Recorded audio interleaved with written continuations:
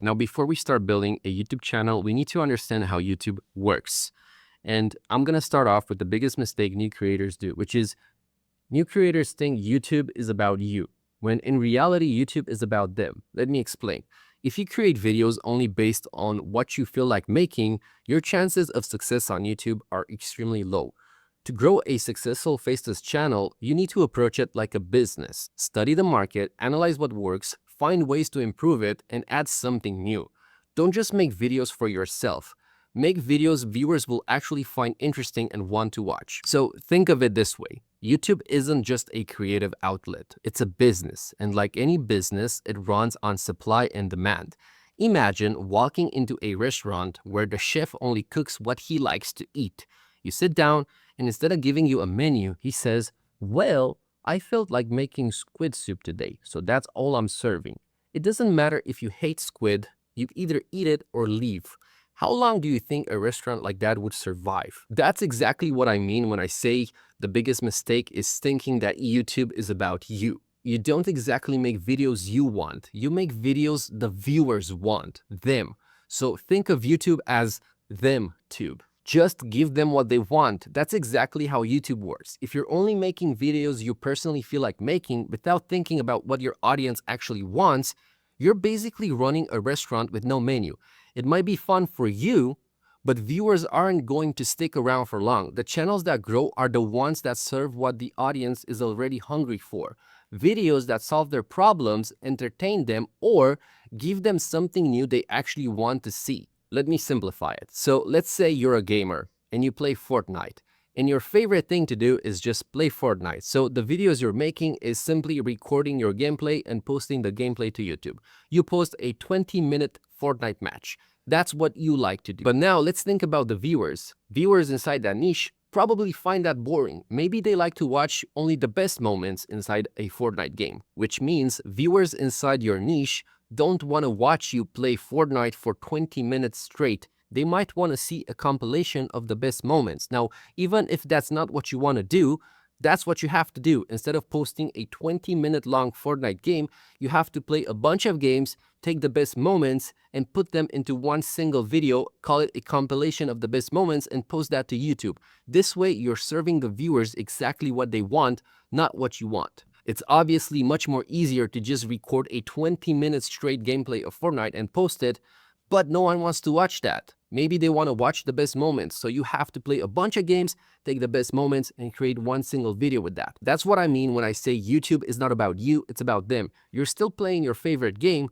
but you have to make the video packaged for the viewers, not for you, not how you feel, not just because, today I feel like just recording a 20-minute gameplay of Fortnite. It's not how it works. You need to package a video for the viewer. Let's talk about something I like to call the algorithm gap. It's something I've discovered myself, so I named it the algorithm gap. This is my favorite part of the algorithm. It's something I've experienced and learned myself. The reason some channels grow and other channels don't grow is because of what I like to call the algorithm gap. Let me explain what it is. Let's say in your niche where you are posting videos, there are already 200 plus channels with more than 100,000 subscribers. Your channel is small, it's new, and it only has 1,000 or 1,500 subscribers.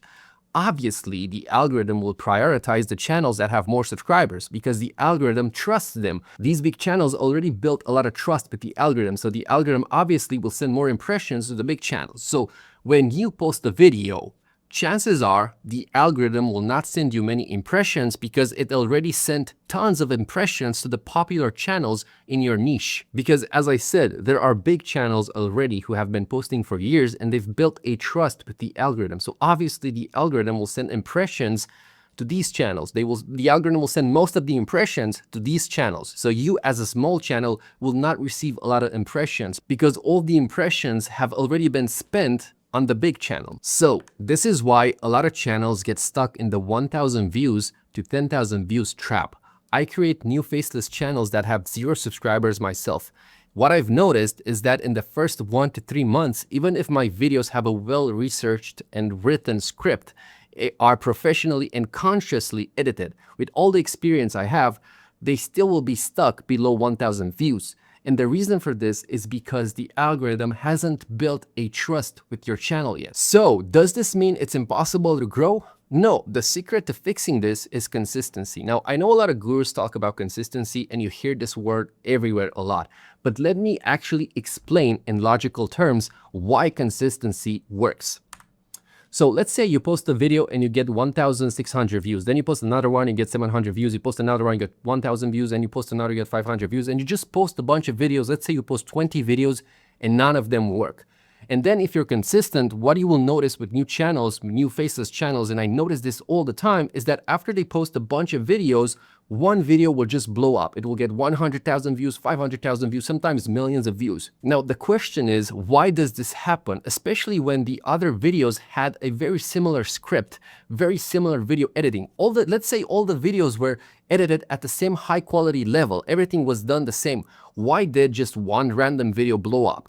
Sometimes it's simply because of trends, sometimes it's because of other things, but most of the times it's because of the algorithm and what I like to call the algorithm gap. Here's what happens. So when you're posting these videos that are not getting a lot of views, even if the videos are well edited, the big channels in the niche are also posting videos. So the algorithm is feeding impressions, it's sending viewers to the big channels, not to you. And after it's done sending viewers to the big channels, the viewers have already been consumed. They don't want to watch more YouTube. So there are not enough viewers left in the niche for your channel. But there are days when the algorithm doesn't have enough content to feed the viewers. So what happens? There's a day when the big channels are not posting that much. In order for the algorithm to feed the audience, it finally has to push videos from a smaller channel. If your video is well polished, well edited, has a good script, it will go viral because during that day, the big channels didn't post enough videos, but the audience remains and the algorithm has to feed that audience video. And because the algorithm doesn't have enough videos from the big channels because they haven't been posting during a specific day or whatever, it finally has to recommend your videos from a small channel. And that is why a lot of new creators are getting stuck at 1,000 views, sometimes 3,000 views, sometimes maybe even 10,000 views. But this is why they get stuck, because the algorithm is already sending all these viewers, all these impressions to the big channels, even if your videos are good and well edited, because the algorithm has trust with these channels. But as soon as these channels don't provide enough videos, the algorithm has no choice but to finally show a video from a smaller channel. And that is why consistency is so important, because you as a creator, you have to fight during this time where your videos are stuck at 1,000 views until you finally get recommended by the algorithm. Now, every new channel has a different experience with this. It doesn't mean that you have to post 20 videos and then the 21 video will go viral. It doesn't work like that. Sometimes even the first video can go viral. But if your videos get stuck at 1,000 views and you know your videos are well edited and they have a good script, for example, you copy everything I'm teaching you inside this course, then your videos should be well put together and they're still getting stuck at 1,000 views, it usually means exactly this. The algorithm doesn't have enough impressions left to send to your channel because the algorithm already sent all the impressions to the big channels. So you need to be consistent and post videos and post videos and post video until the algorithm finally has space for your videos as well. But always remember that this algorithm gap only applies if your videos are well edited. If your videos suck, obviously, your videos will forever be stuck at 1,000 views.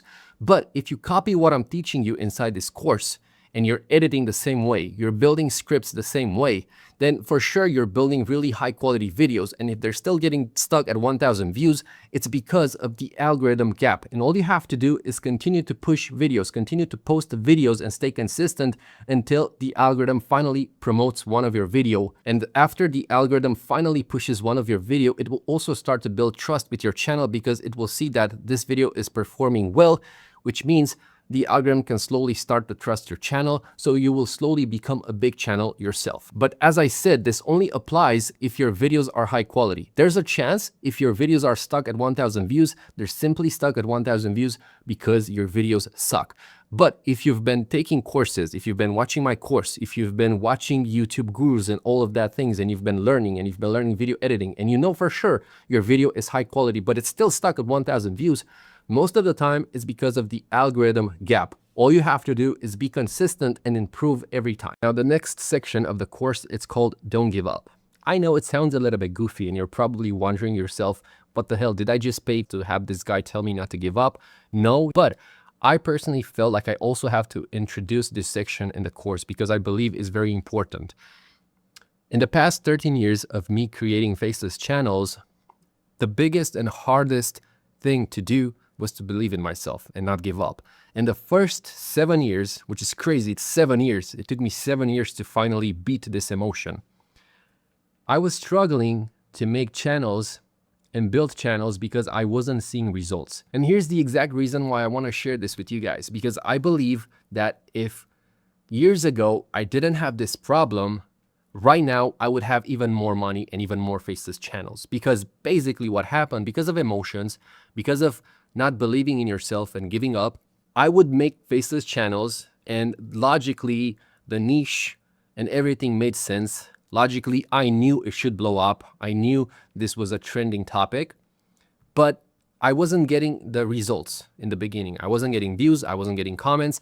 It wasn't enough. I was basically letting my emotions conquer me, because when you upload a video and it gets 0 views, obviously it doesn't feel good. You do feel a little bit sad. And then you upload another video and it gets, again, 0 views. And you upload another video and it gets 0 views. And then maybe you upload a few more videos, but they only get 100 views, 500 views, 1,000 views. And you end up uploading 10 videos to 20 videos and they're not getting enough views. They're getting like 100 to 1,000 views, maybe 5,000 views. They're not getting views. And after spending all this time creating videos and then seeing they're not getting views, you really get sad. You start to think that you're not good enough, that maybe this is not for you. Maybe this is not the right niche. Maybe you're doing something wrong, or maybe it's just not going to work out, right? So you stop, you give up. And that is probably one of my biggest regrets when it comes to building faceless channels that I have. Basically, years ago, I had the opportunity to start faceless channels that right now could have had like millions of subscribers and could have made me even more money. But I didn't, because the first videos weren't getting views. Even though logically, I knew this was a trend. I knew this would work even 2 years later. I knew those things logically, but because my first videos weren't getting views, I got demotivated and I stopped posting videos. And it took me a long time to detach my emotions from this kind of business and only make channels as a business and literally just post videos. Even if they don't get views, I still post them because I know in the end it's going to work if the strategy is good. And this is what I want to show you right now on the screen. As you can see, these are the analytics of one of my faceless channel. And what I want to show is that in the beginning, as you can see over here in 2024, it was getting very little views, so I wasn't really uploading videos. I was facing the exact same issues, my emotions. I was thinking that maybe this niche is oversaturated and there's no space for me. Even though logically, I knew that my strategy is good. I know the script was good. I know how I was editing the video was good. But emotionally, I didn't feel like that because I wasn't getting the results. And as you can see, for more than 9 months, 8 months, I was getting very little views. And basically because of that over here, I just stopped uploading videos. And I was still getting views because the videos I uploaded before were evergreen, which means that if you make evergreen videos, they will always get views, even 10 years later. And I will explain a little bit later why. But I stopped posting because these views were not enough for me. On my other faceless channels, I get many more views. But in April, over here, I got motivated again because I really knew logically that this niche will work. I really knew it will work. So I started posting videos again and I posted many more videos. And as you can see, the channel literally went viral and I was getting around 100,000 views a day. And this is basically where I made most of the money in the last 3 months, 4 months with this channel. And what this shows is that you should put your emotions aside and trust in your logic, trust in your strategy, and trust in your plan. YouTube is a little bit oversaturated. Everyone wants to be a YouTuber nowadays and everyone wants to make money. So obviously it's a little bit hard for the algorithm to promote your videos from the beginning. As I said in the previous section about the algorithm gap, there are already big channels who are getting all the views and impressions. So there's not a lot of space for you. But if you stay consistent and you don't give up, as I said, this is what might happen. You might go viral because the strategy works. So what I want all of you to understand is that if the strategy makes sense, if the niche seems to be trending on YouTube, put all your emotions aside and post videos, create videos, even if you're not getting enough views, because it will work out in the end. And that's pretty much it. That's what I wanted to share with you guys, because I believe it was important to share this, because this is basically the reason why a lot of you don't succeed when making faceless channels. You give up. You give up because emotionally you feel like maybe you're not good enough, the niche is not good enough, maybe this is not for you, maybe you're doing something wrong.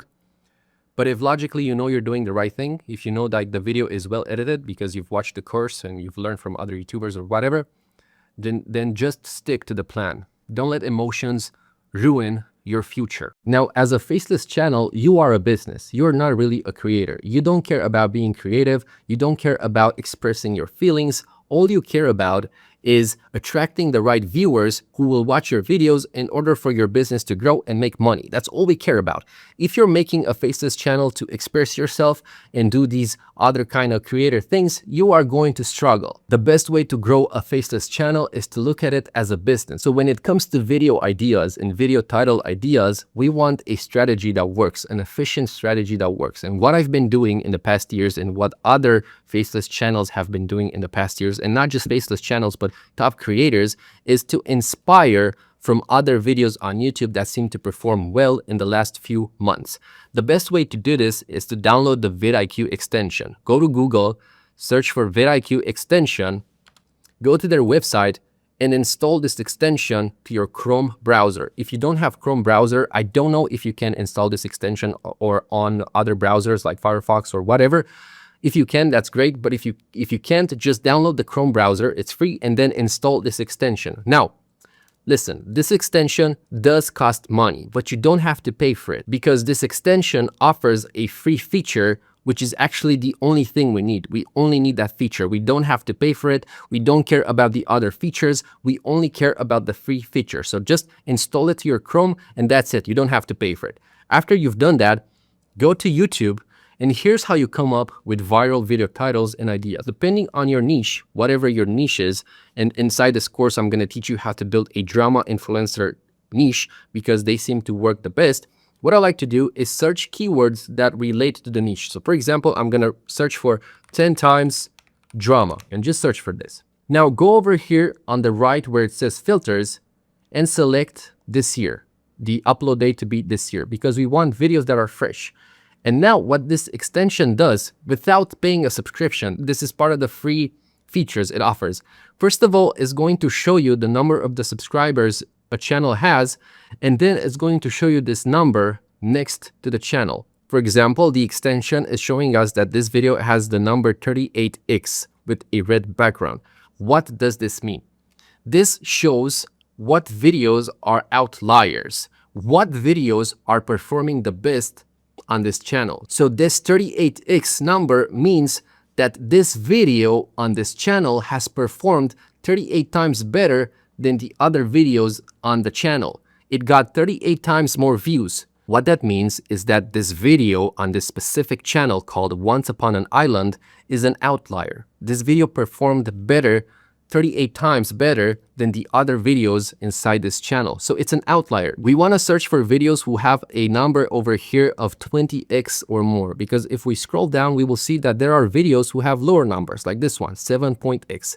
This means that this video inside this channel has performed 7 times better than the other videos. It's not big enough. We want to search for videos that have high x over here. For example, this one has just 4.4. It's not really an outlier. So we want to come up with video ideas and video titles from channels like this one. This channel has 85,000 subscribers, and in 4 months, this video has performed 27 times better than all the videos inside this channel. So this is an outlier. It means this title works. This video idea works. 10 times Keanu Reeves outsmarted rude interviewers. So this is a channel we can take inspiration from. We can click on the channel and see what else they're making. This video got 1.5 million views in just 3 months. So this is a good channel to take inspiration from if you're building a faceless channel. As you can see, this channel is faceless. They're not showing their face. It's completely faceless. If I click on the video, this video was posted 6 months ago. It has 4 million subscribers. If I click on it, we will see that there's no face. There's captions, the face of other celebrities, and that's it. It's a 15-minute video talking about 10 times Denzel Washington destroyed rude interviewers. That's it. And the channel was created when? 1 year ago. Literally 1 year ago. So in 1 year, this channel got 21 million views without showing the face, working from home on the computer. 21 million views usually means around $100,000 to $200,000 in ad revenue. So this is a great channel to take inspiration from. So that's how you create viral video ideas and viral video titles, by inspiring from other channels and searching for videos that are outperforming the other videos on that specific channel, just like this one. This is my YouTube niche list. It shows all the niches on YouTube, the pros of them, the cons of them, and how much money you can make with them. As you can see, if you make personal finance content, you could be making $15 to $55 for every 1,000 views. This means that if you get 1 million views, you could be making $55,000. That's how good personal finance gets paid on YouTube. This is probably the best paid niche on YouTube. So second one is tech reviews. You could be making from $10 to $30 per video. The problem with this niche is that there are a lot of channels making content and reviewing tech, but it does have a plus. If you're a small channel, even if you have 5,000 subscribers, you can still get brand deals. You can still get free cameras, free laptops, free microphones to review on your channel. So even if you're not making a lot of money with this type of content because it's hard to grow, you will still get free tech from companies, which is money in the end. The third niche is health and fitness. You can make from $8 to $25 depending on what you're talking. If you're talking, for example, about bodybuilding and how to grow muscles and you get more technical, you will be making more money. But if you're just vlogging or just showing like how to do push-ups, you will be making $8. The fourth niche is real estate. It pays from $15 to $50, depending on what type of content you make. Now, the fifth niche is probably the most popular niche on YouTube. It's gaming, and it pays from $3 to $8. It doesn't pay a lot, but you can be making a little bit more money if you make a very specific type of gaming content. For example, instead of just playing the game, you make a review about the game or you do some guides about the game. If you do that, you could be making more than $8 with gaming. Then we have education and how to. This is basically teaching people how to use Photoshop, how to use After Effects, how to build a website, how to mow your garden, how to record a video, and so on. Anything you can teach people. And you can make from $10 to $30 for each 1,000 views if you make this type of content. The really, really good part about this type of content is that it's evergreen content, which means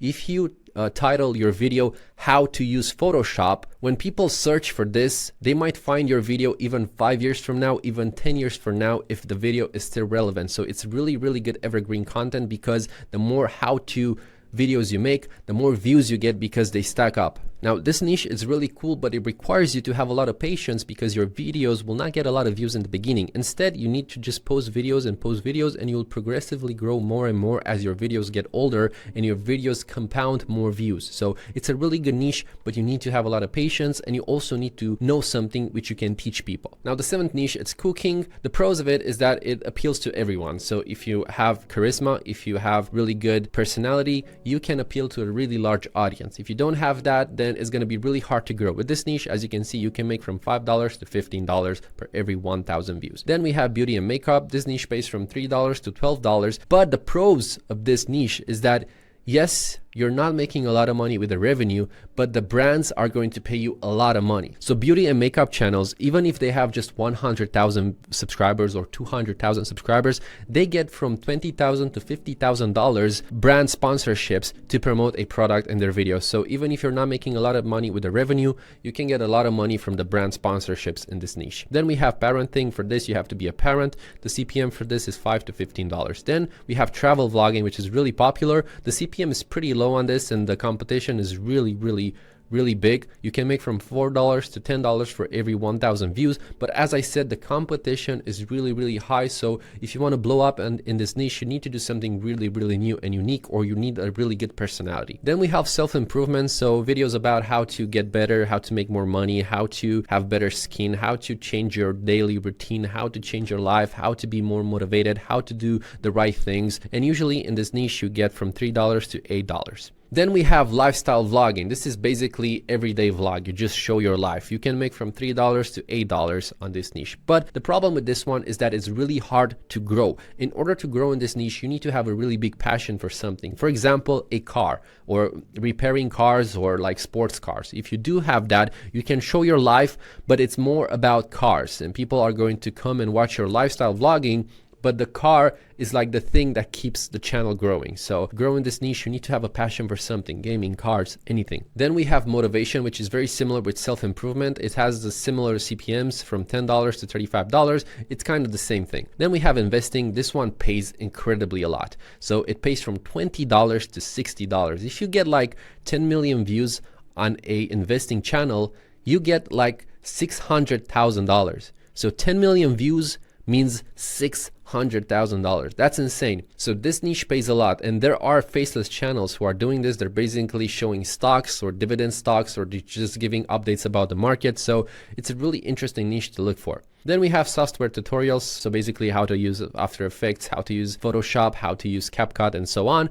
This niche can pay from $15 to $40. Then we have car reviews and mechanics.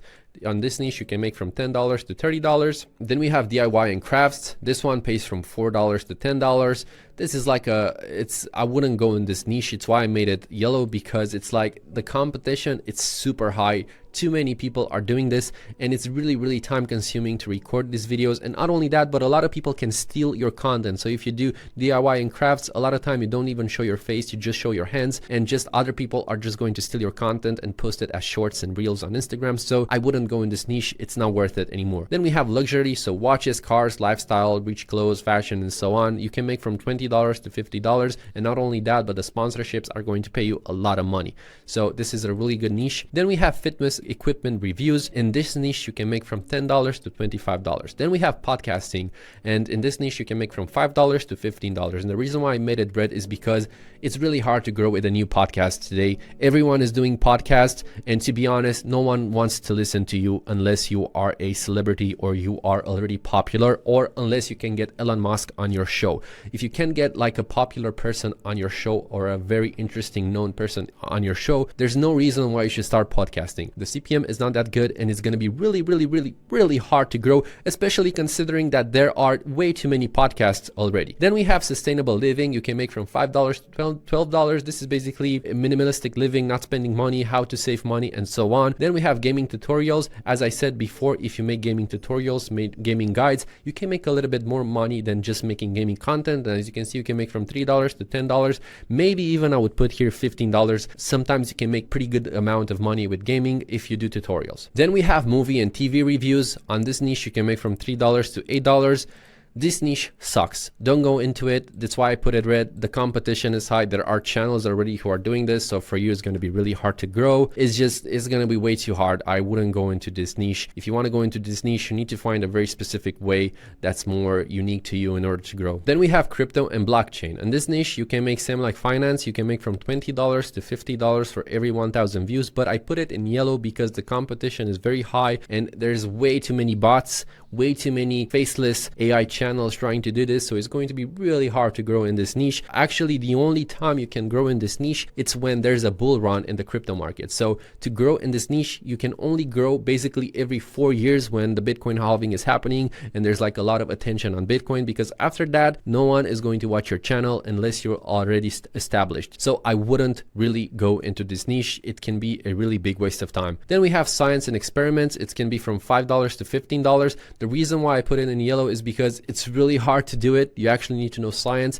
The videos are going to be really time consuming, and the brand sponsorships are not going to be that many. There's not a lot of things that can sponsor you when you do this type of content. Then we have pet care and training. So you video cats, dogs, or how to train dogs and so on. The CPM for this is from $4 to $12.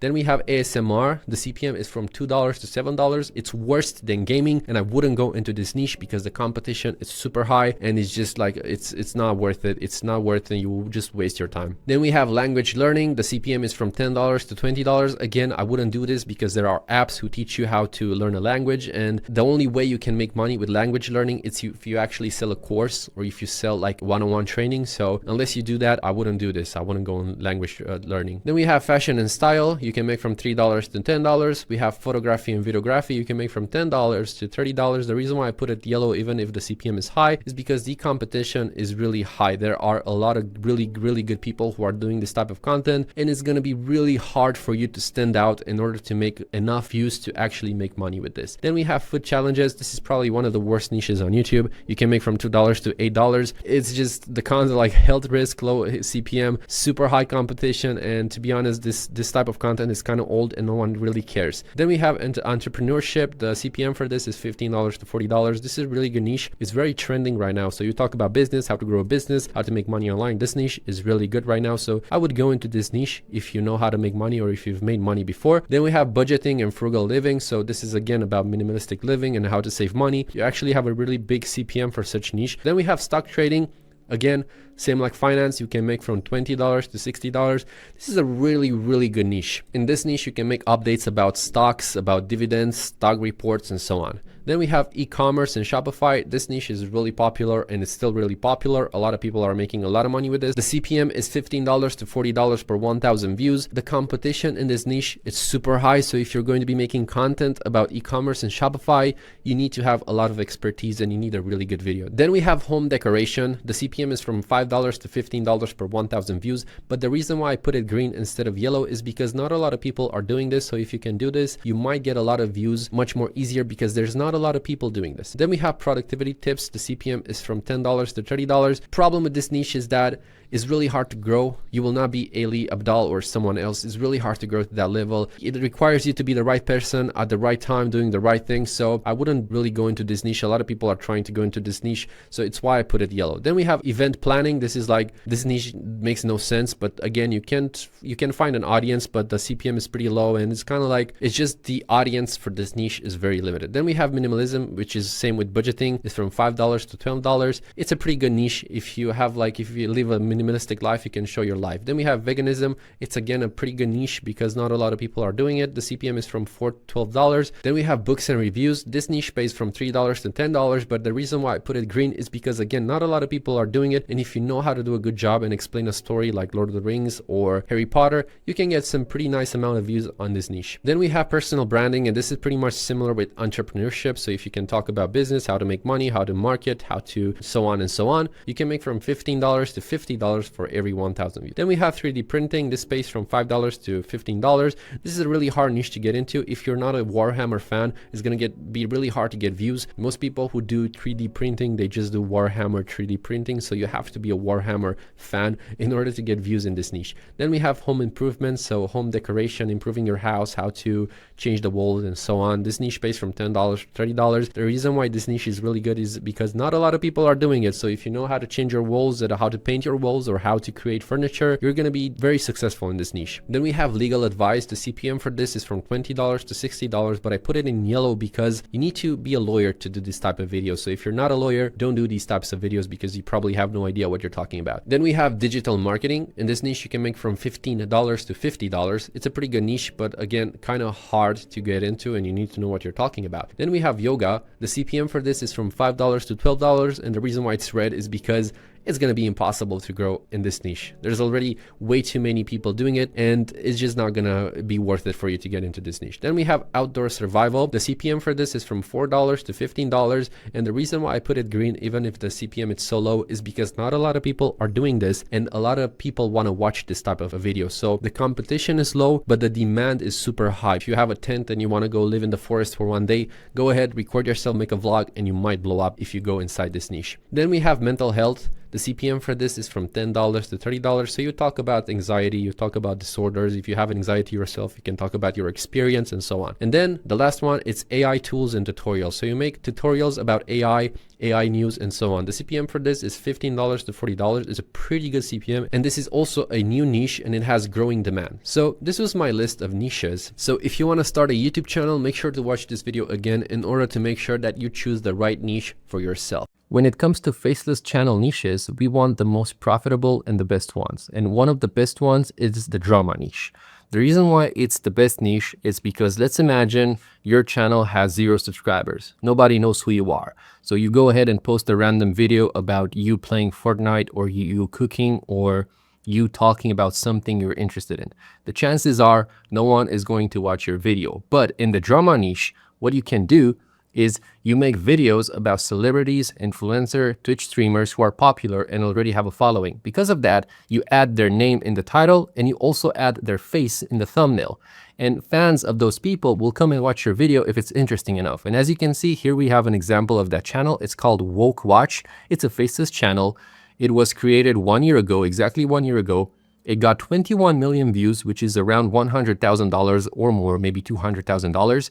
And they also got 85,000 subscribers. So if you look at the videos, we will see that the videos are about celebrities. If we click here where it says #1 popular videos, we will notice that, for example, this video, which was posted 6 months ago, got 4 million views. Now, remember, this channel was created just 1 year ago. What are the chances of you posting a video about you playing Fortnite and getting 4 million views? The chances are super low.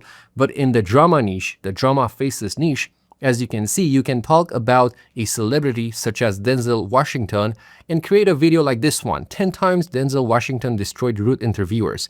And videos like this are also kind of easy to make. All you have to do is do a little bit of researching to find these moments, put them together in a script, then take clips from these interviews and put them together and edit just a little bit for originality so that you can monetize the channel, and that's it. And as you can see, this channel is getting tons of views. 7 months ago, 3 million views. 10 months ago, 2 million views. 6 months ago, 2 million views. 3 months ago, 1.5 million views. And as you can see, all the videos are about celebrities because celebrities already have a big following. You don't need to have a following. All you have to do is make videos about them and their fans will come and watch your videos. That is why the drama niche is one of the most powerful niches when it comes to making faceless content. I'm going to show you a few more examples of channels. This one called Dr. Mystery. It only has 34 videos and 90,000 subscribers, but if we look at the videos, we will see that the videos are about Twitch streamers.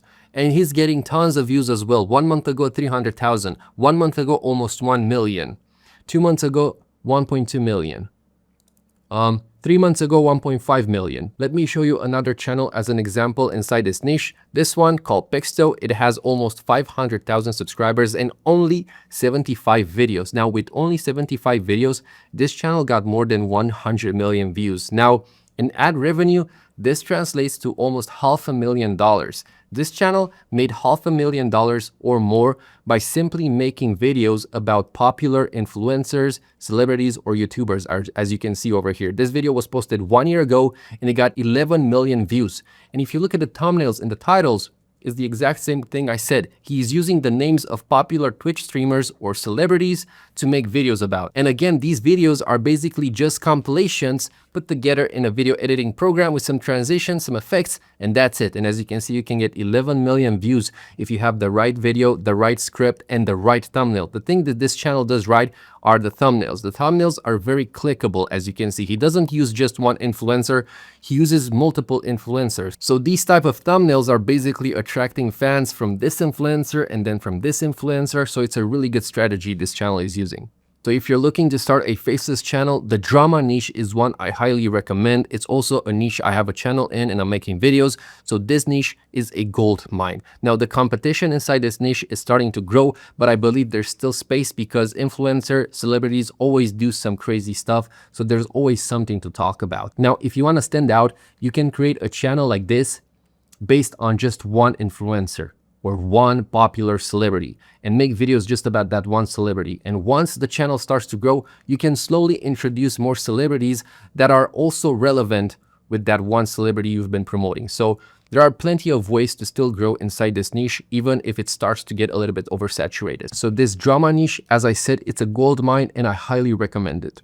My second favorite faceless niche is the animation niche. Here's a channel as an example. It's called Dinzo. It has 400,000 subscribers and just 13 videos. If we click more, we will see that this channel was created 1 year ago, but it made 27 million views with just 13 videos. That's around $150,000 in ad revenue. And that's crazy with just 13 videos. That's absolutely crazy. If we look at the videos, we will see that the videos are called What It Feels Like to Die from a Snake Bite, Why It Sucks to Be Born as a King Cobra, Why It Sucks to Be Born as a Wild Horse. The beauty about this type of niche is that you can make a video about anything you want. You don't have to make videos just about animals. For example, we have this channel over here called The Paint Explainer. It has 1.5 million subscribers and just 110 videos. If we look at the videos, he's basically explaining random stuff such as the most evil warlords of all time, the craziest mistakes that got serial killers caught, and so on and so on. If we click over here to the most popular, we will see that in just 6 months, this video got 9 million views. All these videos 7 months ago, 9 months ago, 8 months ago, they all have 6 million views. That's just crazy. That's how powerful this niche is. And as I said, the reason why I like it so much, it's because it gives you the freedom to make a video about almost anything. And the reason why you can do that is because the niche is animated, is cartoonish, and such videos appeal to a really large type of audience. Kids can watch this, teenagers can watch this, adults can watch this, even old people can watch this. That is why this niche is also super powerful, and I believe it's going to continue to grow more and more. Now, the downside of this niche, if we click on this video, we will see that the video is almost animated. This is not really animation, it's mostly drawings put together with some real photos, but to make such video is going to take a little bit of time. It can take from 2 to 3 to 4 to 5 days to make a video like this, because you either have to generate each stick figure with ChatGPT and then generate each background with ChatGPT, or you have to draw it yourself. But I prefer to generate it with ChatGPT because it's usually much more faster. So that's the downside of this niche. It's going to take just a little bit longer to make the videos, but in my opinion, the reward is insane. As you can see, this channel got almost 200 million views. That's basically $1 million. As I said, you can almost make a video about anything. Here's a different channel inside this niche. It's called Peel Explains, and he basically just makes videos about the human body and health. So signs you have a healthy body, or times you almost died without knowing it. 20 body facts that will disturb you. And as you can see, a video from 2 months ago got 2 million views. And this channel was started a few months ago. So in just a few months, it got 4 million views, which is absolutely insane. 4 million views is around $20,000. So this channel made $20,000 in just a few months. Now, making videos like this is not hard. It's just time consuming. All you have to do is use ChatGPT or any image generator to generate images of the character, of the background, and then you need to put those things together in a video editing program, add a commentary, either your voice or 11 Labs or any text-to-speech generator, and that's it. So it's not really hard to make these videos. It's just very time consuming and you need to have a lot of patience. But as I said, the reward you get is insane. In just a few months, you can get so many subscribers and views. It's absolutely insane. So this niche, the animation niche, is again one of the top niches for faceless channels. The niche of animated workout explainer videos is also a really good niche. It's a new niche. So basically this channel over here, Captain Workout, has almost 100,000 subscribers, 33 videos, and got 10 million views in just a few months, probably like 2 months or 3 months. So the videos look like this. They're basically animated explainers of how to do push-ups the right way or how to do any other exercise the right way. And the cool part about this is that you can generate these characters using ChatGPT. And then editing a video like this is also super simple. You can use it in CapCut, which is a free program. It's very simple to edit a video like this. And as I said, this is a very fresh niche. Not a lot of channels are doing this right now. We have over here another channel just like this. It's called Great 10X. And as you can see, it only has 12,000 subscribers with 10 videos, but the most popular video has 250,000 views, 200,000 views. So this niche has a lot of potential and it's new. So that's the reason why I'm sharing it, because I believe if some of you are going to make videos and create a niche like this, you might get 500,000 subscribers or even 1 million subscribers inside this niche because it's new. These kind of animated workout explainer videos are a new niche, and I think they are going to blow up really soon. Another great faceless channel niche is the philosophy and psychology niche. As you can see, this channel over here called Psyche Death has 800,000 subscribers with 125 videos, and it was created just a few months ago, which is kind of crazy, and got like 5 million views. That's like $30,000, $40,000 in ad revenue. And the videos are basically just philosophy and psychology between relationships or men's and women's. For example, this video is called How Women Trick Men into Arguments, why you shouldn't try to understand women, blah, blah, blah, blah. It's like a philosophy, psychology, and whatever, red pill, blue pill channel. But they're getting a lot of views. And also these videos are very easy to make. All you have to do is generate an image using an AI image generator and then use an AI video generator to transform that image into a video, and do a bunch of these and put them together to fit with the script you generated with ChatGPT. And that's it. It's how simple it is to make videos inside this niche. So I also consider this niche to be perfect for faceless channels. This is how I create descriptions for my videos that are packed with keywords and SEO. The goal is simple. Make sure the algorithm shows my video to the right audience and that the right audience actually finds my channel. I've provided a prompt for you right below this video course. If you look at it, you'll notice it says insert title here. All you need to do is replace that with your own YouTube video title. All you have to do is copy the prompt, then click on the ChatGPT link above, head over to ChatGPT and simply paste the prompt. Go back to YouTube, copy your video's title, then return to ChatGPT. And where it says insert video title, simply delete that and paste in your video title. Now hit send. Within a few seconds, ChatGPT will generate a description that's fully optimized with keywords and SEO. From there, just copy the description it gives you. You don't have to use the entire thing. For example, if it suggests adding "don't forget to subscribe" and you don't like that, simply leave it out. Copy only what fits with your channel, then paste it directly into your video's description. As you'll see, the result is a description loaded with relevant keywords. For example, terms like PewDiePie, PewDiePie moments, funny PewDiePie live streams, laughing, and so on. These keywords help boost your visibility and get your videos recommended to the exact audience you're trying to reach. That's how easy and fast I create descriptions that are optimized for SEO. Now, when it comes to the tags, I'm going to use the exact same method. The only difference is the prompt. So head back to my community and below this video course, you'll find the prompt that will generate the tags. Just copy that prompt, go to ChatGPT and paste it. Then, where it says insert title, replace it with your video title. Go back to YouTube and copy your video title. Then return to ChatGPT and paste the video title into the prompt, and that's it. Now just send this message. In just a few seconds, ChatGPT will generate tags that are relevant to your video. All you need to do is copy the tags, go back to YouTube and paste them in. As you can see, we now have a lot of relevant tags for our video. If ChatGPT generates too many, simply delete a few so the total stays under 500 characters. And that is how I write relevant tags for my videos. Just a heads up, I'm not using a webcam so you can see the full screen. Let's get started. To keep things simple, I've put together a document with the exact prompts I use to come up with channel names and profile pictures. There is going to be a link below this video course. Click on the link and it should open this document called Creating the Channel.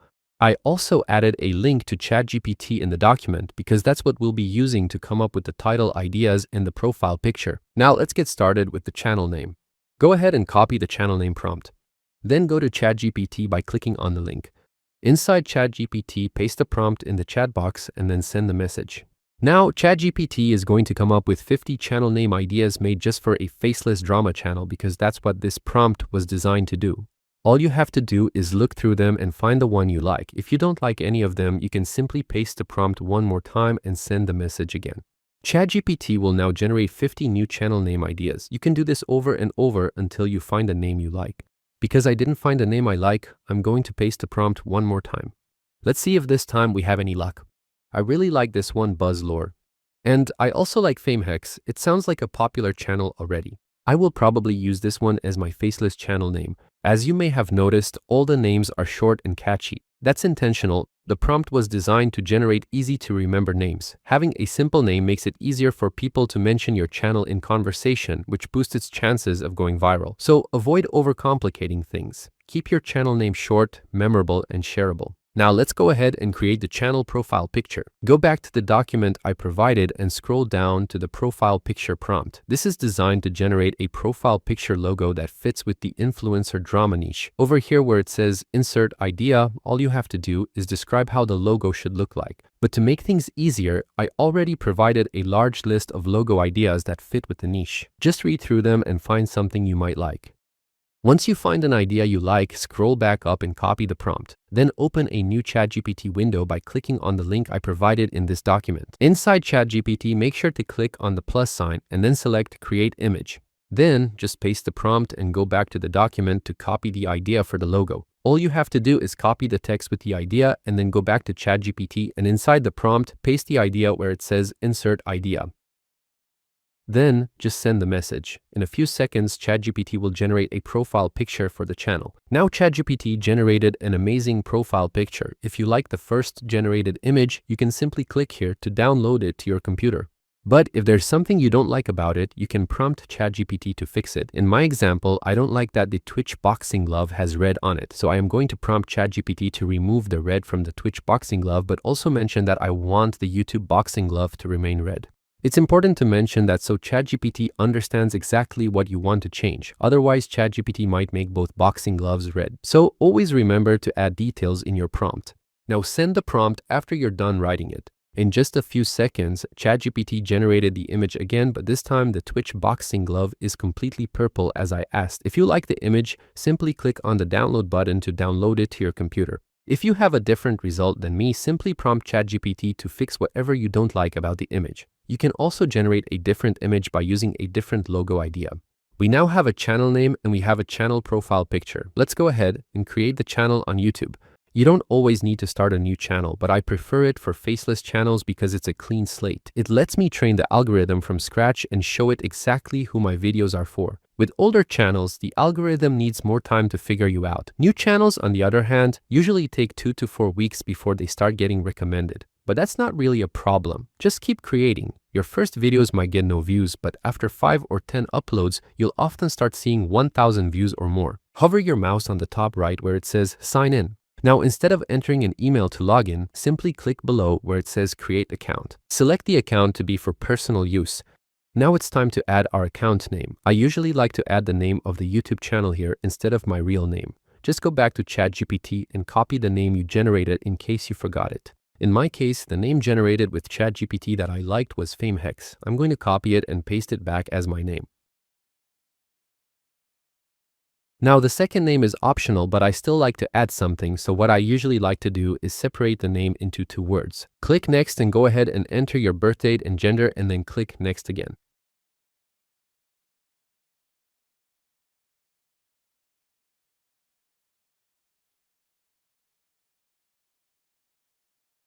Now Google will ask you if you want to use your own email to create the account. I personally like to always create new Gmails for every new faceless channel I create. For that, just click where it says you don't have an email. Google will come up with 2 email names for you, but I always like to create my own to make it look more professional. Select where it says create your own Gmail and then click next. For the name of the email, I like to add the channel name, and since almost every channel name is already taken, I usually also add the word media or official at the end of the email. Then go ahead and create a password for the channel. Make sure it's a strong password.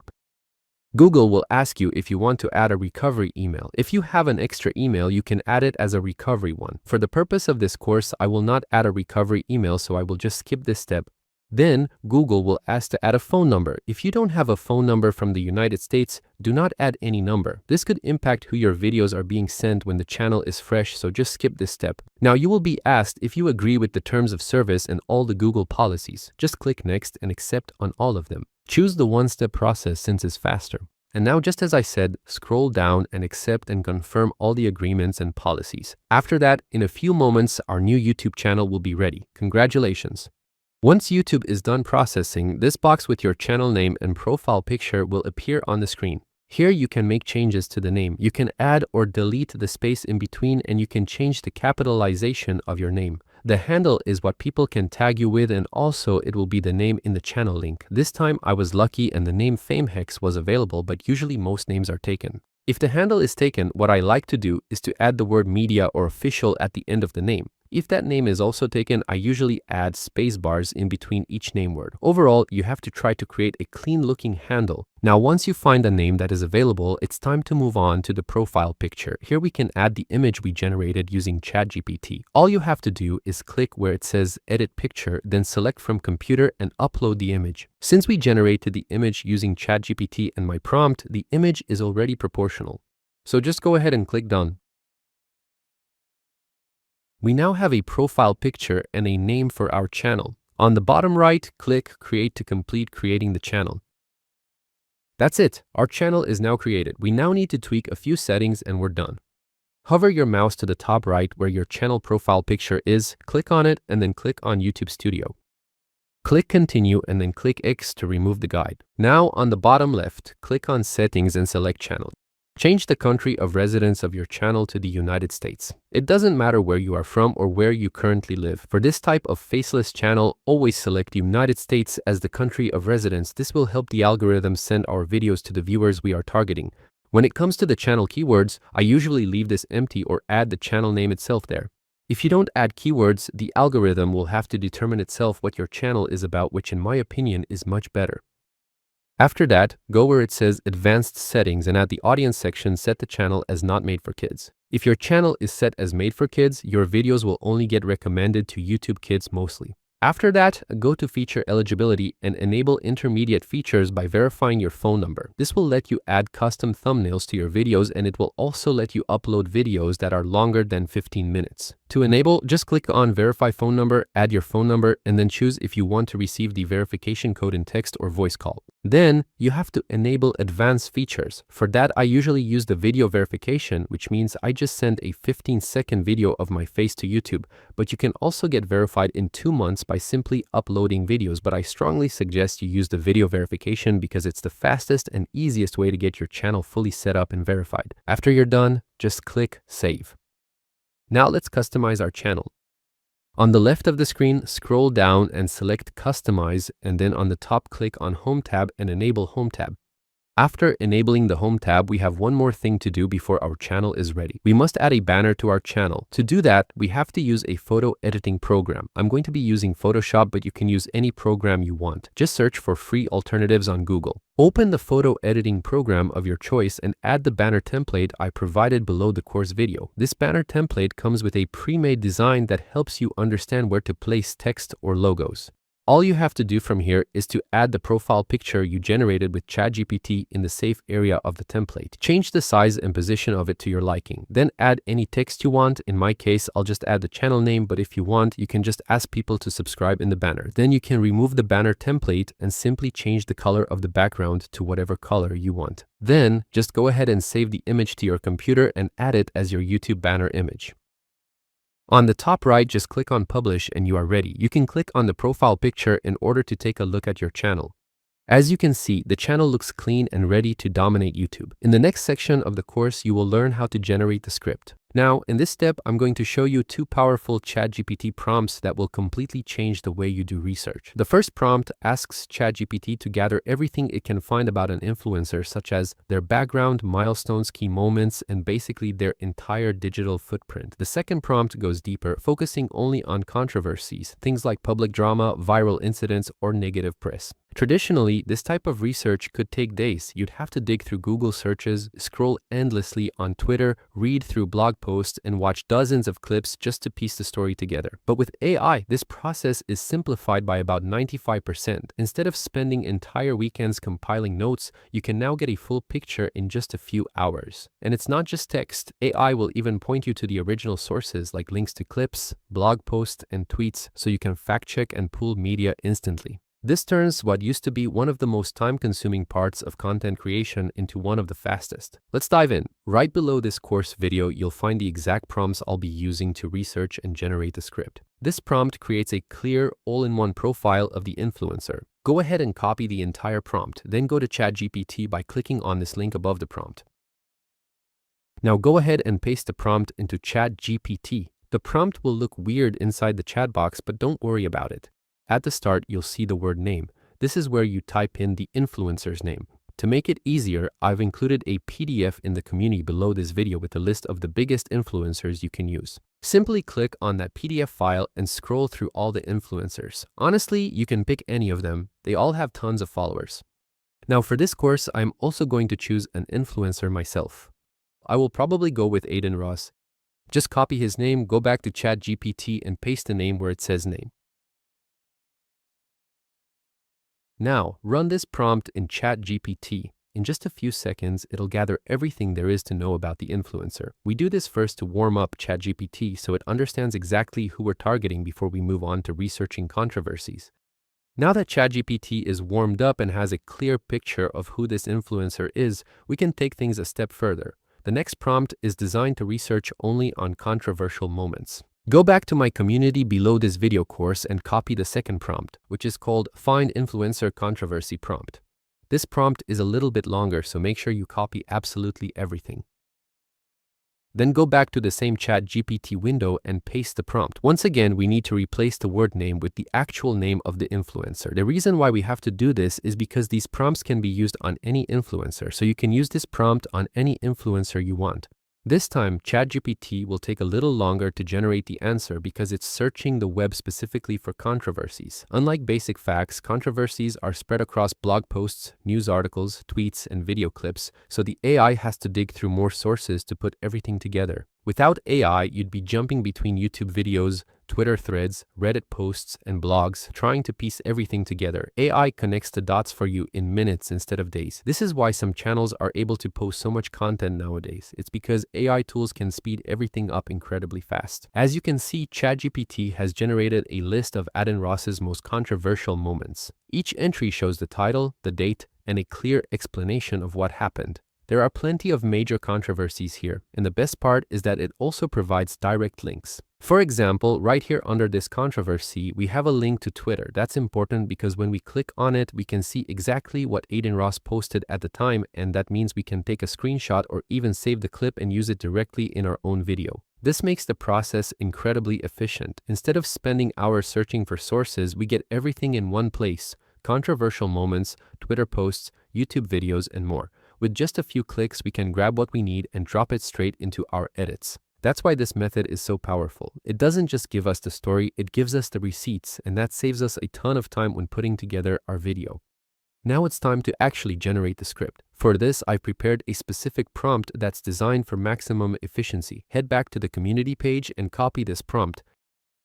Inside the prompt, you'll see a spot where you can add the controversy and the name of the influencer. Go back to ChatGPT, paste the prompt, and where it says controversy title, simply paste the title or number from the list. Personally, I like to include both the title and number because it keeps things clear. So as I said, just copy the title and number of the controversial moment and paste it in the prompt, then change the word name with the influencer name. Once that's done, send the prompt and wait for the script to be ready. Now, here's the cool part. This prompt is designed to generate a script built specifically for YouTube. It's written to hold retention and uses proven storytelling techniques. Each script is usually around 500 to 600 words long, which translates into roughly a 2 to 3 minute segment in video length. Because ChatGPT has a word limit, this is the most effective way to build a longer script. What we do is generate one 500-word segment for each controversy, copy it, and paste it into our voice-to-speech tool. Then, we simply repeat the process with the next controversy. That way, we're stacking these scripts together, 500 words at a time until we've built a full-length video. It's simple, it's structured, and it keeps the content engaging from start to finish. Alright, if you're done creating the script using ChatGPT as I've shown you in the section above, now it's time to create the voiceover. For that, we have two options. First option is to use our own voice. I don't think I need to show a tutorial. Basically, just use a microphone to record your own voice. The upside of that is that your voice will sound natural and very more close to a human. But there's also a big downside to that. First of all, it's going to take a lot more time to record the audio because if you think you can just sit in front of a microphone and record an entire 15-minute 20-minute script without having errors, it's not going to happen. You will have errors. So after you're done recording the voiceover, you will need to put it in a video editing program or you'll need to put it in an audio editing program to remove the errors. And that's going to take a lot of time. The second downside is that if English is not your main language, you might have an accent. You might have trouble expressing yourself.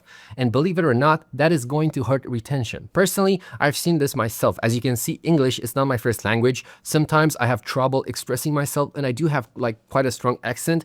And believe it or not, it is affecting the retention of my videos. So if English is not your first language, this can also be a downside. And as I said, recording the voice yourself is going to take a lot more time because you need to edit the voice, you need to cut out the errors. Now, the second option is to use AI to generate the voiceover, which is the method I prefer, and I'm going to explain to you why. First of all, the text-to-speech AI generators are really good today. So the voices sound incredibly realistic. My favorite one is ElevenLabs. So exactly this one, ElevenLabs. Second of all, as I've mentioned before, We are not creators. We are not trying to be creative. We're not trying to express our emotions. We are a business. We're trying to make this process as efficient as possible because we're a business. We want to make it as cheap as possible and as efficient as possible. And that is part of the reason why I prefer AI. Now, obviously, using 11 Labs is going to cost money. If we go over here at pricing, the starter pack costs $5 per month. Now, if you're just starting, I would recommend the $11 per month subscription. It will give you 100,000 credits, which is enough to make 3 to 4 videos now in the beginning. Now, there are other alternatives to this. You don't have to use 11 Labs, but personally, I use 11 Labs because it's really one of the best ones. The voices sound incredibly realistic. If you want to do this the right way and actually start a faceless channel as a business, you do need to invest in a few tools, such as 11 Labs. Now, we also have option number 3, which is going on websites like Fiverr and paying a professional and give you a voiceover. But the problem with this is that it's going to be very expensive.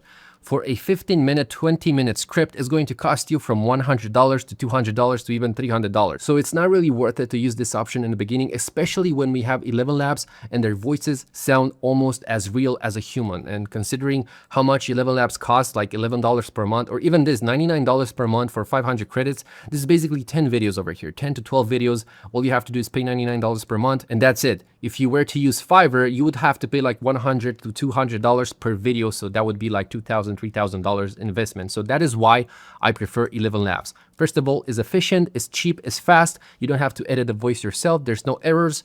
It's perfect for this kind of business. It's perfect for a faceless channel. And that is why I prefer 11 Labs for my faceless channels. Now, let's go ahead and create the voiceover. Now, when you generate the script using ChatGPT, you can either simply copy the script straight from the ChatGPT window, or you can copy each script from every controversial moment, put it into a Notion template or simply a text template so you have all the script organized. But for this tutorial, I'm simply going to copy the script from the ChatGPT window. I'm going to copy the entire script just like this.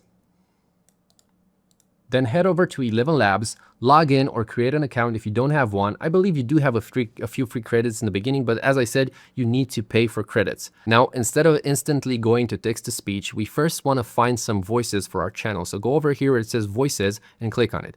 Then over here where it says filters, we need to choose the language. So type E and choose English. For accent, let's choose the American accent because as I said, we want a voice that is easy to understand so we have a high retention.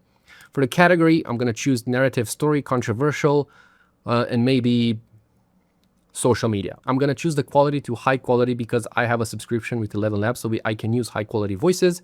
And that's it. Apply the filters and let's see what 11 Labs provides.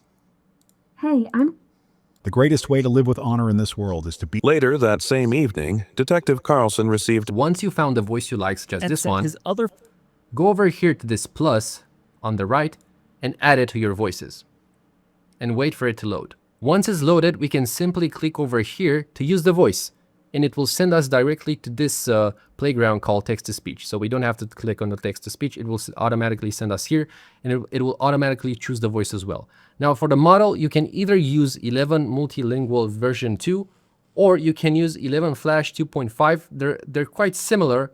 The beauty about this one is that it's 50% cheaper. So if you want to generate more with less, I would suggest using 11 Flash 2.5 because it sounds pretty good as well. And now over here in this big black empty space, simply paste the script. And then all you can do is hit generate. But before you hit generate and you waste your credits, make sure you find anything inside the script that will maybe affect the script. For example, ChatGPT generated this MLG with a $sign.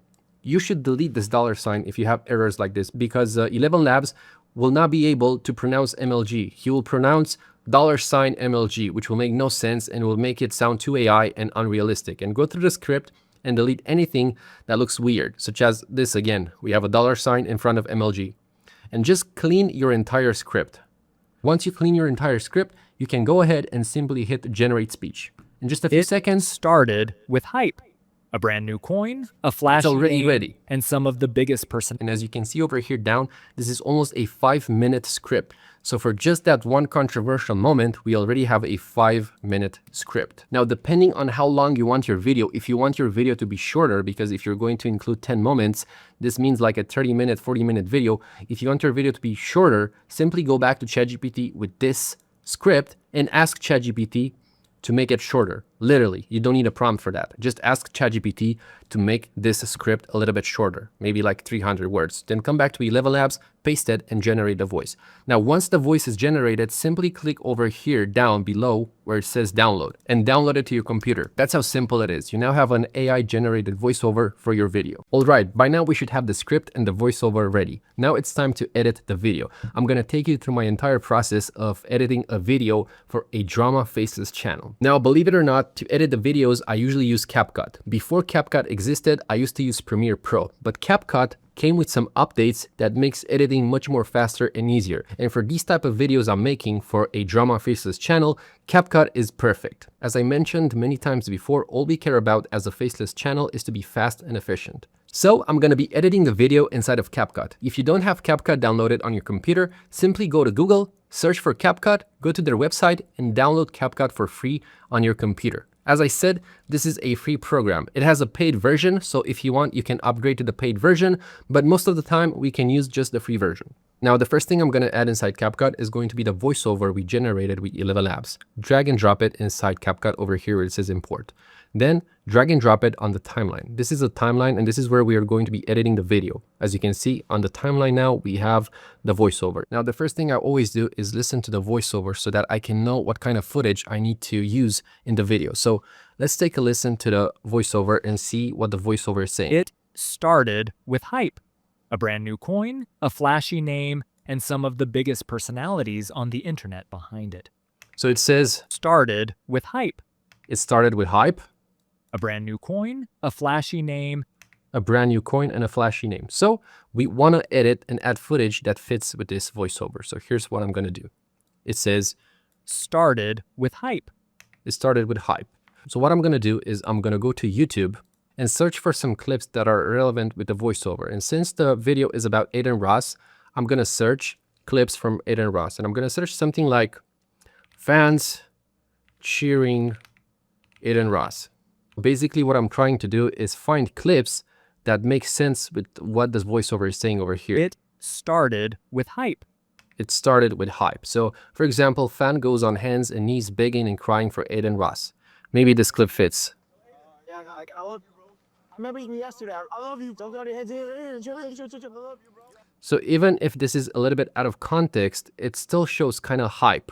So we can use this in our video, especially because it's a very interesting clip. This guy is going on his knees for Adin Ross. So it's an interesting clip. We can start off with this clip because it's going to maintain retention for how ridiculous the video is. And it does fit with the voiceover. This does look like hype.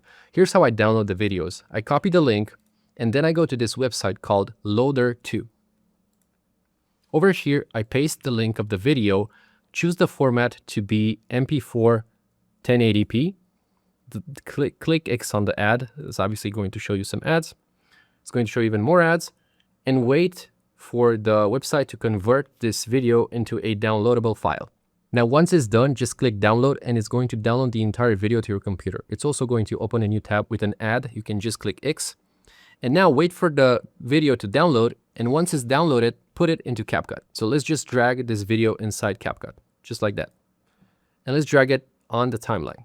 And now I'm going to look at the video, and now I'm going to look through the video to find a moment that is interesting, that I believe is going to hold retention. In order to now listen to the audio of the clip and also the audio of the voiceover, I'm going to put the voiceover on mute over here on the left below where it has this audio icon. Click on it and it's going to mute the audio track. I gotta cry. So now we can listen just to the video we downloaded. Oh, that's crazy. So I'm just going to search for an interesting moment. Honestly, I think the first part is the interesting moment over here where he runs. I remember you yesterday. Now, what I'm going to do, let's zoom in by clicking over here on the right on this magnifying glass and drag this just like this, and it's going to zoom in on the timeline. Now, over here where I want to cut, I'm going to make sure the timeline pin is exactly where I want to cut. And on the left where it says split, you can click Control B or just click over here split. And it's going to split the video in two parts, as you can see. I'm going to delete the first part because I don't want it. And now if I hit play, Love you, bro. the video will start from where I wanted it to start, from the moment I want it to start. Love you, bro.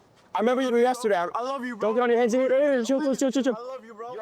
And now over here, I want the clip to end. So I'm going to make sure the timeline pin is over here. And again, I'm going to cut the video by going here on the left and cut this other part of the video. And now I'm going to delete this other part. By the way, to delete, I just select the clip and I press delete on my keyboard. Or you can right click and delete, but this just takes a little bit more time. So now we have just this clip. So now what most beginners do, they leave it like this. They basically mute the audio, they put the voiceover, and they do something like this. It started with hype. A brand new coin, a flash. This is what beginners do, but we want to animate it. We want to add originality to it because this way we can monetize it, and this way we also can increase the retention of the video. So here's how I do it. First of all, I do want to leave the audio of the original clip because I think it's interesting. It's a very interesting clip. So I'm gonna increase the volume of the clip by dragging this line over here of the audio. I'm gonna mute the voiceover again because I want to listen just to the clip. And here's how I make an interesting edit. First of all, click on the clip, and over here where it says mask, click on mask, and then add a mask.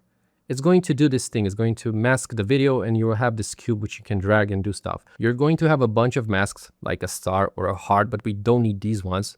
We're going to be using the rectangle. So use the rectangle mask. And then what I do is drag these lines on the sides of the mask to change the size of the mask. And then I'm also going to drag these lines on the bottom, and it will automatically drag the lines on top as well. And then to give it a nicer look, I'm going to scroll down over here at mask, and where it says round corners, I'm going to increase this to give it round corners. As you can see now, the corners of the video are round. So increase the round corners until you find it visually pleasing. If we hit play, it's going to look something like this.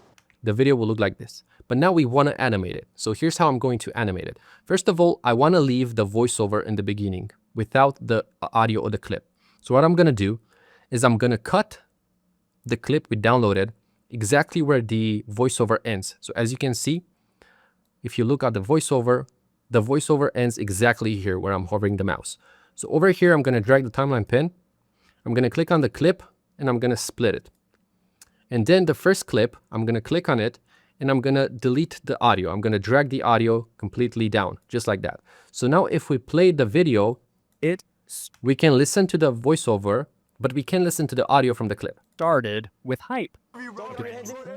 And then what I would like to do is pause the voiceover here and play just the clip with the audio. And to do that, I'm going to click on the voiceover. I'm going to split the voiceover, and then I'm going to drag the voiceover until the clip above ends, just like that. So now if we hit play, It started with hype. I love you, bro. A brand new coin. as you can see, we have the first clip without the audio, but the voiceover is playing.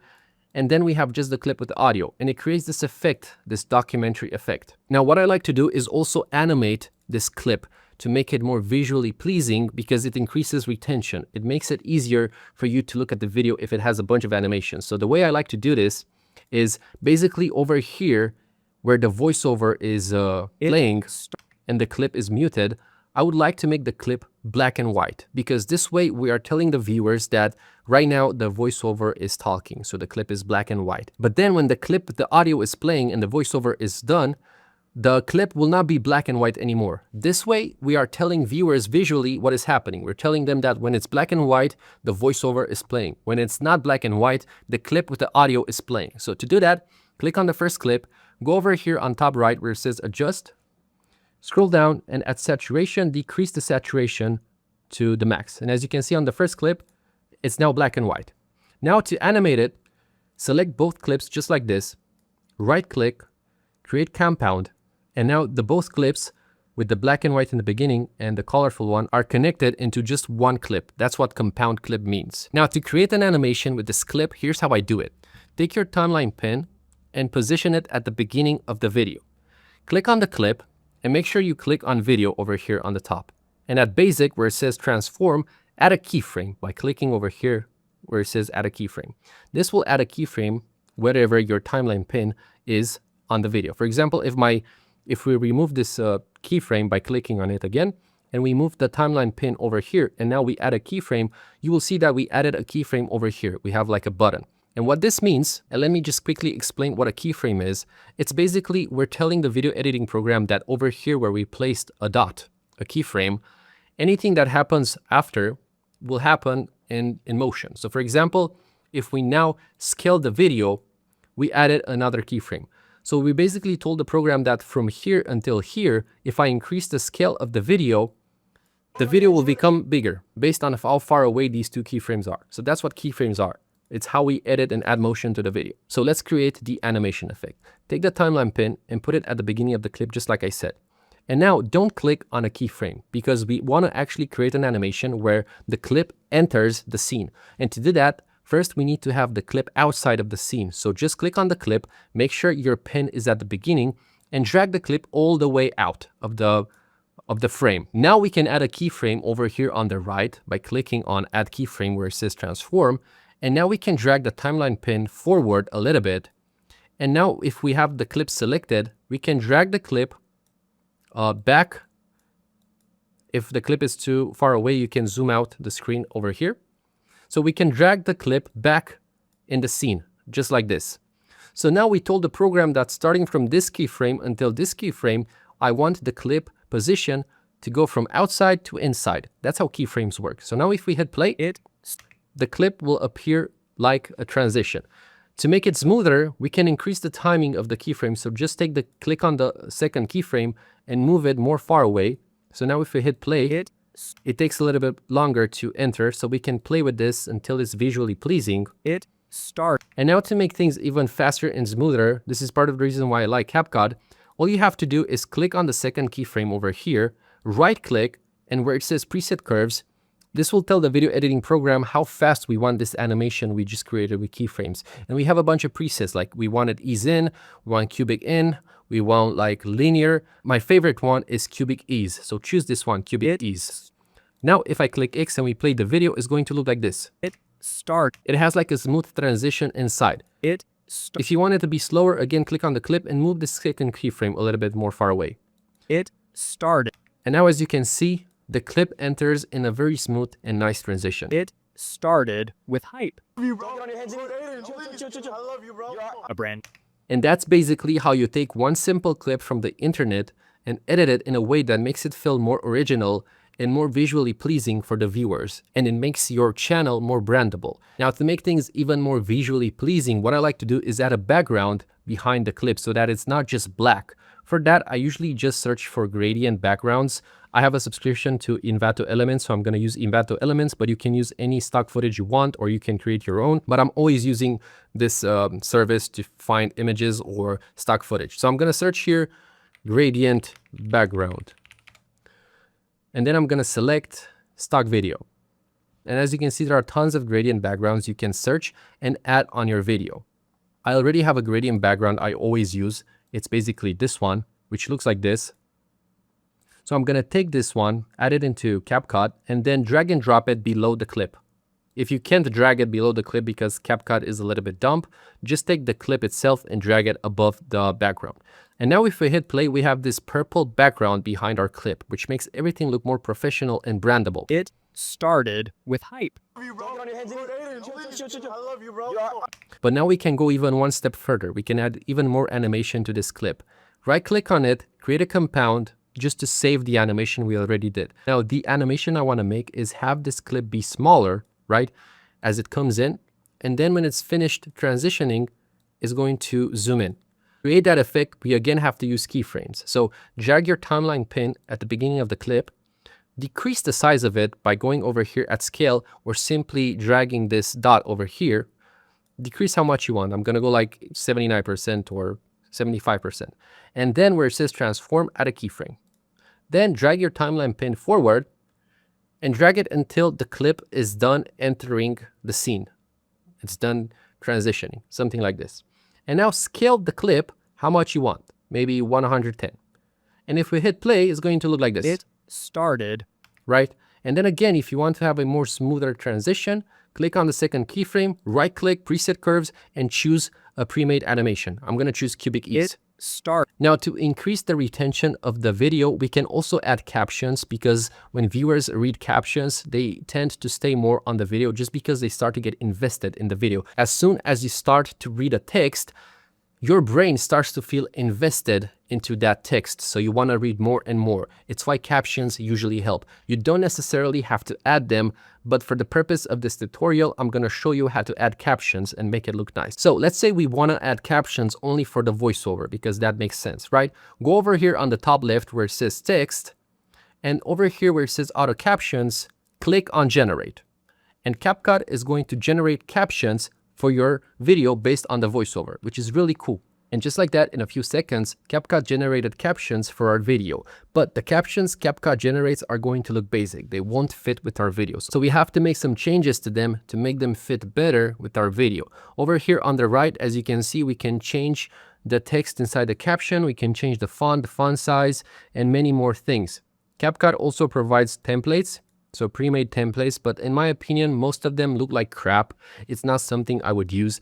For example, this one looks okay. If I add it and then I click play on the video, we will see that a caption looks okay-ish. Brand new coin, a flashy name. But I still don't like the font. So what we can do is go back to basic after we choose a template. By the way, you don't have to choose a template. You can click here to remove the template. So if you have a template selected and you don't want it anymore, simply click over here to remove the template.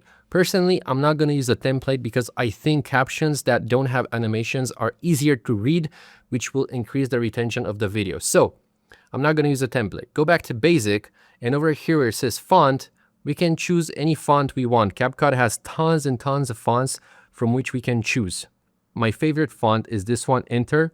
It's the font Google uses. I think it's a very easy to read font. So just choose the font you want. I'm personally going to choose this one. Now to make the captions look more visually pleasing, what I like to do is change the case of them.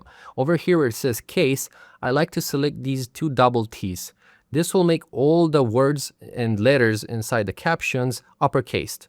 So now if we hit play, it's going to let it out. To move the position of the captions, all you have to do, you can click on just one caption over here in the timeline, just one, because if you look over here on the right, this where it says apply to all main captions, it's activated. If you deactivate this, you can make edits to just one caption on the timeline. But if you have this activated, if you have this checked, any edits you do to just one caption will apply to all the captions. So we can just click on one single caption like this and change the position of it by simply dragging it like this. I usually like to position it over here because it's easier for the viewers to read. Now, what I like to do in order to make sure all the captions fit in this position, for example, if I drag this on the side, you will see that the captions start to look like this. What I like to do is drag those things all the way at the end of the screen, just like this. So now the entire captions will usually stay inside the space. If we hit play, it's going to look like this. It started with hype. But we don't want the captions for the clip, so we can delete the captions of the clip by simply selecting the captions, right-click, delete. So now we don't have captions on the clip, only for the voiceover. It started with hype. I love you, bro. A brand new coin, a flashy name. And there we go. That's how we add captions to the video. Now we can also add animations to the captions. For example, I would like to add animation just to this caption. So what I'm going to do over here on the right, I'm going to deselect this where it says apply to all main captions because I want to add an animation just to the first caption, because as you see, when I play the video, it plays with this caption on the screen and it just looks bad. So I want to create an animation for it. And for that, all we have to do, go over here on the top right where it says animation, click on this, and choose a pre-made animation for the caption. I'm going to choose something simple like wave in. And I'm going to increase the duration to maybe 1 second. So now if we hit play, the caption will have an animation in the beginning. It will look much more nicer. It started with hype. I love you, bro. A brand new Now, what I don't like about this is how the clip exits. brand. It instantly disappears. So we can create an end animation just like we did for the beginning of the clip. So here's how we do it. Zoom in a little bit at the end of the clip, and to keep things easy and fast, what I like to do is cut the end of the clip just like this, and now just select the last part of the clip, go to transform over here where it says transform, and add a keyframe. Make sure you add a keyframe at the beginning of the clip. So as you can see, my timeline pin is at the beginning of the clip. Go ahead and add a keyframe, and then drag the timeline pin almost at the end. And now drag this clip wherever you want him to exit. You can go right, you can go left, you can go down. For this, I'm gonna go up. So I'm just gonna drag the clip all the way up. just like that. And now if we hit play, I love you, bro. the clip goes up. But to make it look nicer, as always, on the last keyframe, right-click, preset curves, and change the animation to cubic I love ease. you, bro. Now, if we watch the entire clip and everything we edited is going to look like this. It started with hype, I love you, bro. I love you, bro.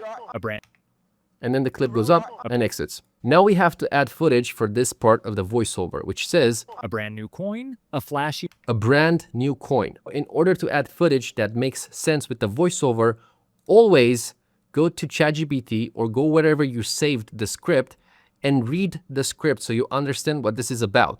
So what I understand, this controversy is about Aiden Ross and some other people creating a meme coin, a crypto coin, meme coin. So we need to look through the script ourselves so we understand the context of the script so we can find the perfect footage for our video. Now here is where we can be creative and use AI to generate the footage for us. What I'm gonna do is I'm gonna go to Google Images and I'm gonna search for Aiden Ross PNG. I'm gonna search for a PNG image with Aiden Ross, for example, this one. And I'm gonna save it to my computer. Then I'm gonna go to a new ChatGPT window. Over here where it says plus, I'm gonna select create image. I'm gonna drag and drop the image I just downloaded of Aiden Ross. And then I'm gonna prompt ChatGPT something like this. Recreate this image of me. So the reason why I say me is because sometimes ChatGPT will say he's not allowed, the policy doesn't allow him to recreate images of other people. So just type recreate this image of me because ChatGPT doesn't know who you are. So this way, basically ChatGPT, you won't have errors with ChatGPT. So recreate this image of me, but make me hold a golden 3D crypto coin with the text MLG on it. Make sure I look exactly the same as in the image I have attached. Make the background transparent. And that's pretty much it. Send this prompt to ChatGPT and ChatGPT will generate a image of Aiden Ross, hopefully holding a coin that says MLG on it, and the background will be transparent, which means we don't have to add the image in Photoshop and remove the background ourselves. So we can just drag and drop it to CapCut. And there we go. ChatGPT generated an image of Aiden Ross holding a coin that says MLG on it. Now, this character doesn't exactly look like Aiden Ross. It still looks a little bit like him, but it doesn't really matter because all we want to do is help the viewers visualize what the voiceover is saying. Plus, we are going to animate this character and he's going to be moving, so it's going to be hard to just focus on him for 3 seconds and think like, oh, this is not Aiden Ross. It doesn't really matter. So this is perfect. All you have to do from here is download the image to your computer by clicking over here. Once you download the image to your computer, go ahead and add it in CapCut. So just drag and drop the image in CapCut. Then I'm going to drag and drop the image on the timeline over here where the first clip ends. Now, because it's an image, it's very short. All you have to do is drag it like this to increase the length of it. And I'm going to increase the length of it very little because the voiceover says a brand new coin for a very short period of time. a brand new coin, There we go. So now let's animate this. Let's zoom in a little bit so we have a better view of what's happening on the timeline. And let me show you how I'm going to animate this. Click on the image and then scale it just like that. And then drag and drop it somewhere over here. And then on the screen, take the image and position it somewhere nice, like maybe over here. And we can also rotate the image just like this. Now to animate it, I want the image to come from the bottom. So what I'm gonna do, I'm going to rotate it even more so it looks like this. And then on the screen, I'm gonna drag it over here. Now over here where it says transform, I'm gonna add a keyframe at the beginning of the image. Remember, the timeline pin needs to be at the beginning of the image. Then I'm gonna drag the pin a few milliseconds ahead, and then I'm gonna take the image and put it over here and again rotate it to a standing position, a normal position, just like that. If we hit play, it's going to look like this. a brand new coin, It's a little bit too fast. So let's take the keyframe and position it a little bit further away. If we hit play now, it's going to look like a this. brand new coin, Now on the keyframe, right click, preset curves, and cubic brand new- ease.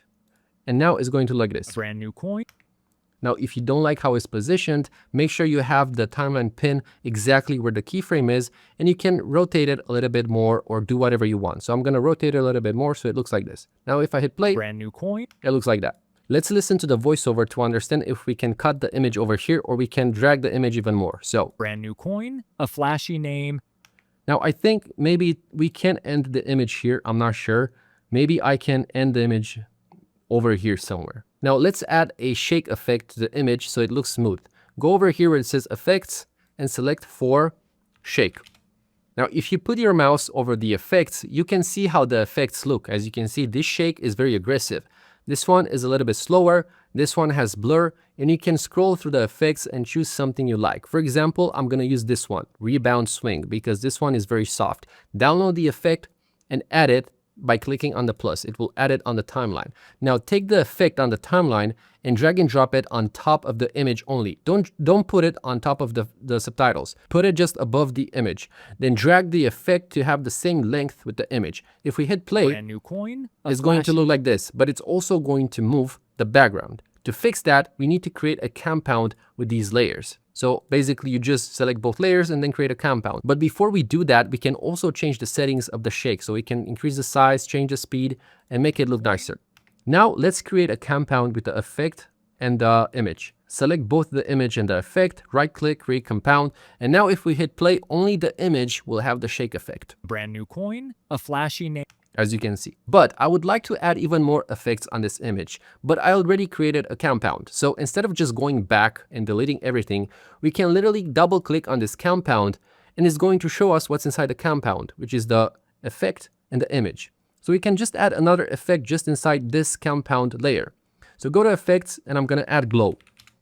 So again, if you put your mouse on the effect, you can see how it's going to look on the image. For example, I'm going to use this effect, glow 2. To add it, just click on the plus. It's going to automatically add on the timeline. Drag it to fit with the image. And now if we look at the drawing, it's going to have a glow. We can change the settings. We can increase the size. We can increase the glow level. I'm going to personally decrease the glow and increase the size.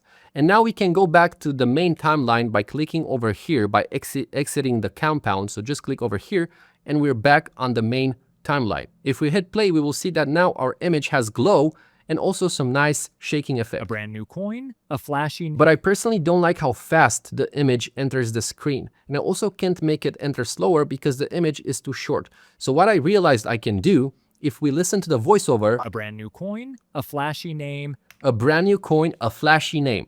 Where it said flashy name in the beginning, I thought maybe I can put Adin Ross as the flashy name. But instead, what we can do is highlight the MLG letters on the coin when the voiceover says a flashy name.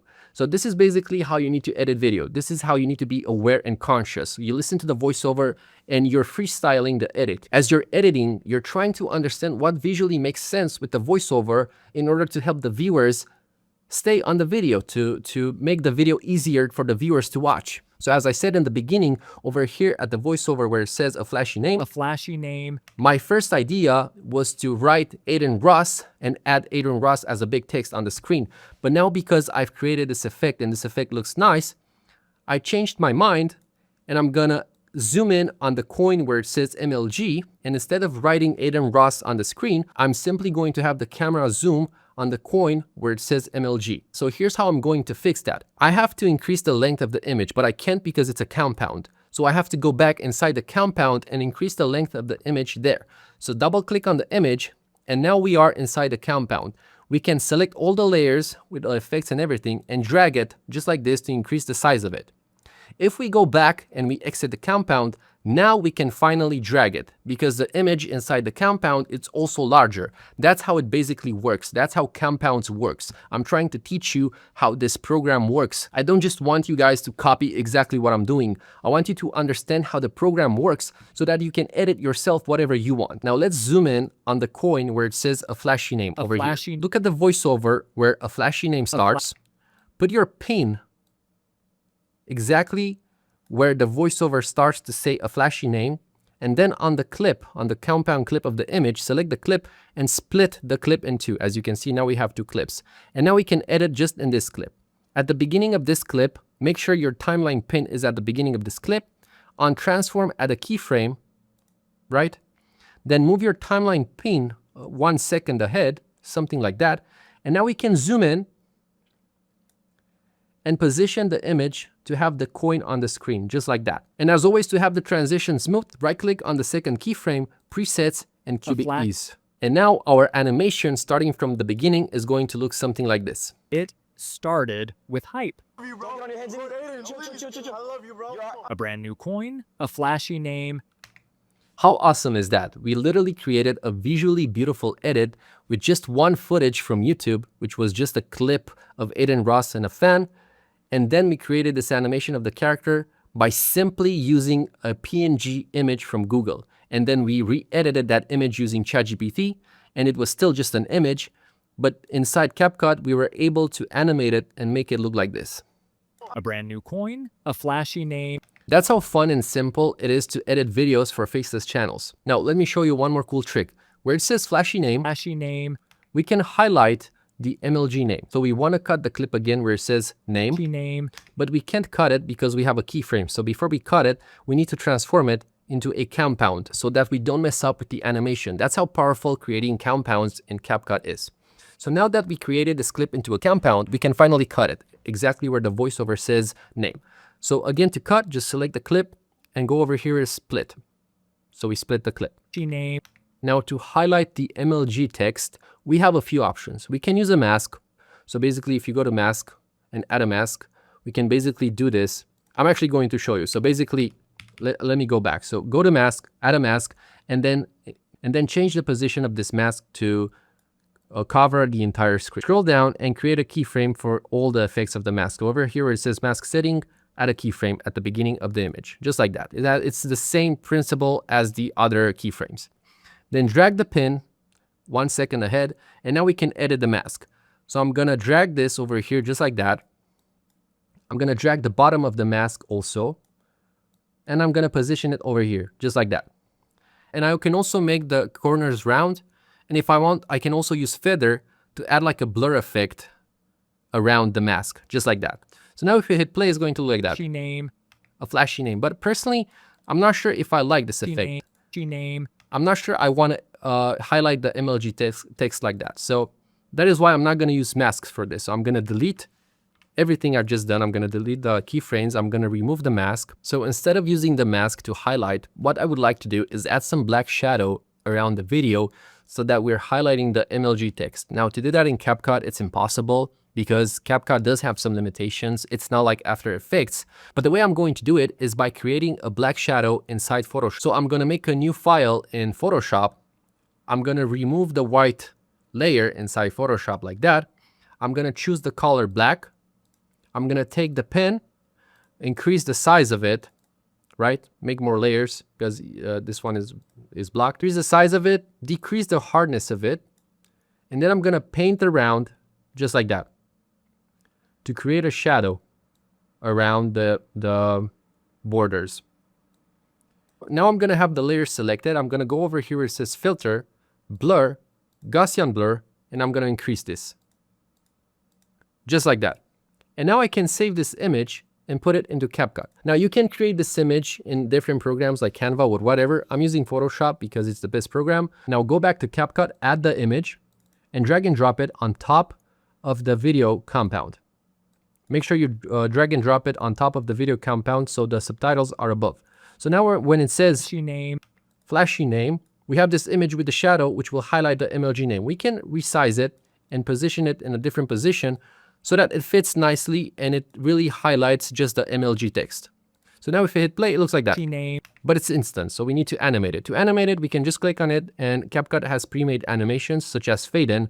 So click over here on the right where it says animations. So select the image itself, click animations, and over here you can choose fade in. Now it's going to look like this. A flashy name. But it comes in a little bit late, so let's drag and drop the image over here somewhere, increase the length of it, and now if we hit play, it's going to look like that. A brand new coin, a flashy name. Let's look at the entire video to see how it looks. It started with hype. I love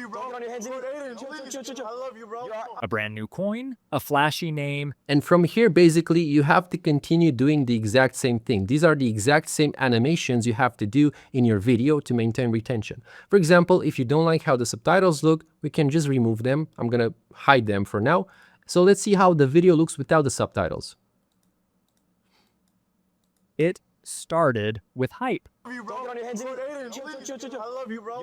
A brand new coin, a flashy name, I personally think it looks much better without the subtitles, so I'm just going to remove the subtitles entirely. And as I said, from here what you have to do is create the exact same effects. And that's how I edit videos for my Faceless Drama channel. That's really everything you need to know about CapCut. These are all the effects you need to know how to use. So basically you need to understand how to use masks, you need to understand how to use keyframes, and then you need to understand how to use the compound feature to compound layers so that you can add animations and then effects and then cut them, and that's basically it. Once you understand how the mask works, how compounding works, and how the keyframes work, you'll be able to edit videos just like me in a few hours. And inside this video, I've exactly shown you how to use the keyframes and the compound and the masks to create animations. After you edit 3 or 5 videos yourself, everything I've just shown you in this tutorial will come like second nature to you. It will become very easy. You will understand exactly how keyframes, masks, and compounding works. And because of that, you will be able to edit videos with awareness. I like to call it awareness because when you're editing videos, there's not like a specific rule on how to edit videos. It's a freestyle. All you have to understand is how the program works. And to understand CapCut, all you have to understand, as I said, is masks, keyframes, and compound. If you understand those 3 things, you're able to edit videos just like this, which visually look very nice. So basically what editing with awareness means is exactly what happened over here. As I said, where the voiceover said, a flashy name, I wanted to show Adin Ross' name. But then I changed my mind. I realized it would be better to just zoom in on the MLG coin, and I did this effect. This is not like a rule or something. I simply freestyled and edited with awareness. That's basically how you have to edit these videos, with awareness. Now, if you also want to add text or something on the screen, all you have to do is go over here where it says text, add a text. It's going to add a default text. You can change the text to whatever you want, like Adin Ross. I don't want to add a text because I don't think it's necessary, but I just want to show you guys. So add a text, drag it, and it has the same concept as the images and everything. If you want to animate it, you can animate it either by using a pre-made animation over here. So name, just like that, a flashy name, something like this. a flashy name, Or you can make your own animation. So you can remove this animation, and to make your own animation, you need to transform the text again into a compound layer. So right click, create compound, and now the text is a compound, is a clip. Because it's a clip, we can now animate the position of it over here. So for example, I'm going to add a keyframe. I'm going to position the text outside, and then I'm going to drag the timeline pin, put the text inside, and if I hit play, flashy name, the name comes in like that. I'm going to add a preset curve, flashy, and now if I hit play, a flashy name, I created my own animation for the text. So that's how compounds work. It lets us create animations within CapCut because we can create an animation, and then to save the animation, I'm going to create a compound of it, and now I can add another animation, and then I can add effects and compound that and animate that. That's pretty much it. That's how I edit inside of CapCut for my Faceless Drama channels. Now, before I go, I want to show you guys an example. If you go over here to this channel called Pexto, who has 500,000 subscribers, if we click on one of the videos, you will see that the animations are very similar. So basically over here, he has these images coming in. It's the same exact principle inside CapCut. To create something like that, you basically have to do exactly what we did in the beginning over here.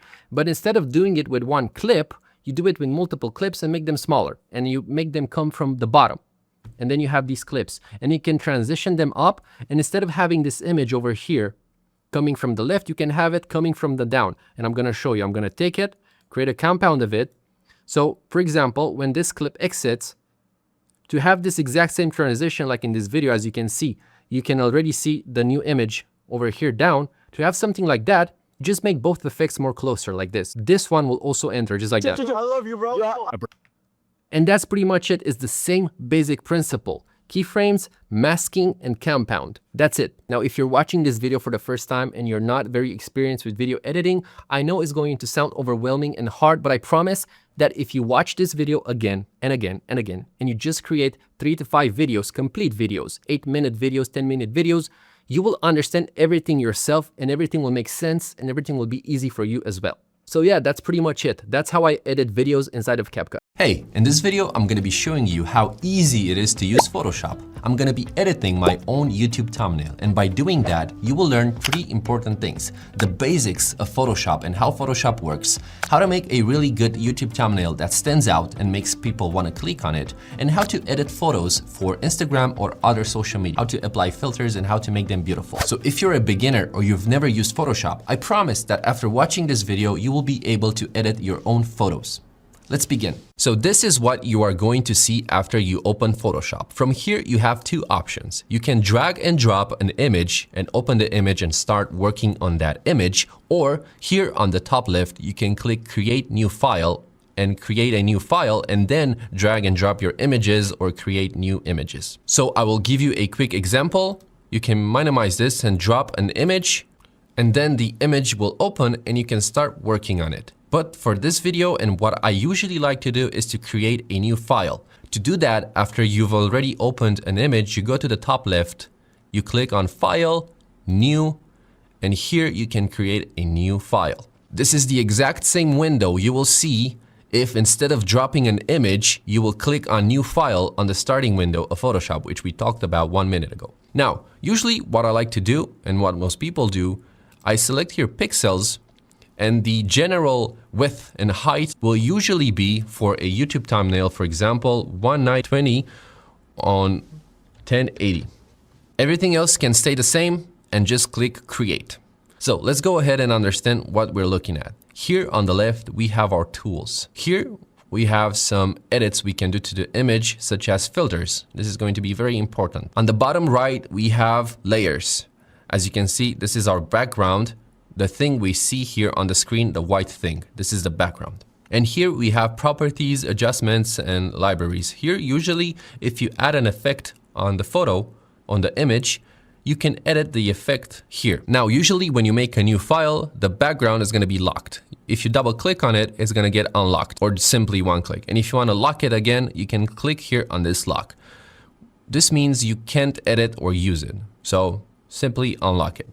Now you can drag and drop something that you want to edit. For example, a YouTube thumbnail. So for this thumbnail, I have a face of mine, I have a selfie of mine, and I can simply drag and drop it into this new project. And as you can see on the bottom right, it adds as a new layer. This is layer 1, this is layer 2. If I click on this little eye, I can make the layer disappear and we cannot see it anymore. Same goes for this one. So that's the beauty of layers. Now to move this image, you make sure you have it selected on the layers and you click Control T. And as you can see, those blue lines appear. And now if you click on it and drag it, you can move it around. You can change the size of it. At the same time, if you hold Shift right now and drag it, you start to stretch it in which direction you want. If you don't like what you've done, you can hold Control Z to go back. Now, the next thing we're going to be doing is clearing up the image a little bit to make it look nicer. This is something you might want to do for Instagram photos as well. That's why I've said that in this video, you're going to be learning how to make Instagram photos and also YouTube thumbnails. On the top left, we have this tool. If we click it, we will see it's called Spot Healing Brush tool. We also have Remove tool, Healing Brush tool, Patch tool, and other ones. We will use these ones later, but for now we can just use Spot Healing Brush. If you're going to click on it, it's going to say the smart object must be, this is something you don't really care about right now. So you can simply just click OK. It means it makes your image into a smart object. Again, on the left, you can click this magnifying glass. And if you hold and move your mouse, you can zoom in and zoom out. We can go back to here and select our healing brush. Here on the top left, we can change the size of it. I'm gonna change it, make it a little bit smaller. And as you can see, if I click here, I don't know if you can see there's a spot. If I click the spot here, it disappears. If this doesn't work, make sure you are holding the layer. You're clicking on the layer. So if this layer is highlighted, for example, I will not be able to delete this tattoo. I have to select this layer, and then I'm able to delete the tattoo from this layer. So with this healing brush, that's basically what you can do. As you can see on my finger here, I have a small cut. I can simply just do this, and the small cut disappears. I can do it a little bit more so that it looks natural. I can make this disappear. And by doing this, we simply clear the photo. We can clear imperfection. The reason why we want to do this is because in a YouTube thumbnail, this will help a lot to make your image look very clear. As you can see, I have a lot of hair here, which because I didn't have a haircut. So we can simply do this and it disappears. To fit the image here perfectly, you can right click and select fit on screen. And it will just go in the center of the screen. Next thing we want to do, we don't like the background behind us. This is a simple wall. The fastest way to get rid of the background is to go here on the left, click on this object selection tool, and then click on yourself or on the object you want to remove. Click, wait a little bit, and now as you can see, you have a mask for your object. Now, in order to delete the background, we can go here to this eraser tool, click on it, change the size, make it larger, and let's start deleting. It doesn't work. But if I go here, it works. That's because we need to invert the mask. So again, to undo this, Control Z. So we undo what we've just done. Go back to this tool, right click, and select inverse. Now the mask is outside. So if we're going to choose again the eraser and we're going to erase inside of us, we can't, but we can outside the mask. So basically, if you want to mask something and delete the mask inside, you simply click this thing, mask it and delete inside. But if you want to delete outside, you click on this, click the object, right click and inverse the mask. Let's go ahead and click the eraser, make it bigger, and let's erase everything outside. Now make sure, because sometimes it doesn't really mask correctly. For example, here it didn't mask, as you can see. It didn't mask everything, but that's not a problem. We can delete that by ourselves. And now we don't have a background. Go back to this tool, click on it, right click and deselect. So now we don't have the mask. Now, in order to get rid of this thing which wasn't masked, make sure you click on the layer here, go back to your eraser and just erase yourself to your liking. And that's it. Now, for example, here it looks a little bit bad, so I'm gonna erase myself to the point where it looks natural, as you can see. So now it actually looks natural. That was it. Now, before adding a background and text, let's make ourselves look better. This is also something you can do for Instagram photos. So here on the bottom right, you have this icon. Click on it, and as you can see, you will have a few options. Brightness and contrast, levels, curves, exposure, vibrance, hue, saturation, color balance, black and white, etc., etc. Let's click on levels. As you can see here, you have your levels effects. Levels is now on top of this layer and this layer. What does that mean? Let me click on this layer and put a color on it. We're gonna select brush, make it bigger, make the hardness of the brush bigger. So for example, if the hardness is 0, it looks like that. Control Z to delete it. If the hardness is 100, it looks like this. So if levels is on top, this is going to edit both this layer and this layer. Let me show you. So if we select this, for example, or something here, you can see that not only myself becomes more white, but the red dot becomes more white too. In order to not have that problem, what you want to do is after you're done editing your main object that you want to edit, you will hold Shift on this layer of levels. You'll also click this by holding Shift, and then you right click and select Merge Layers. And now the levels, the effect layer has merged with the object, and it's only editing the object.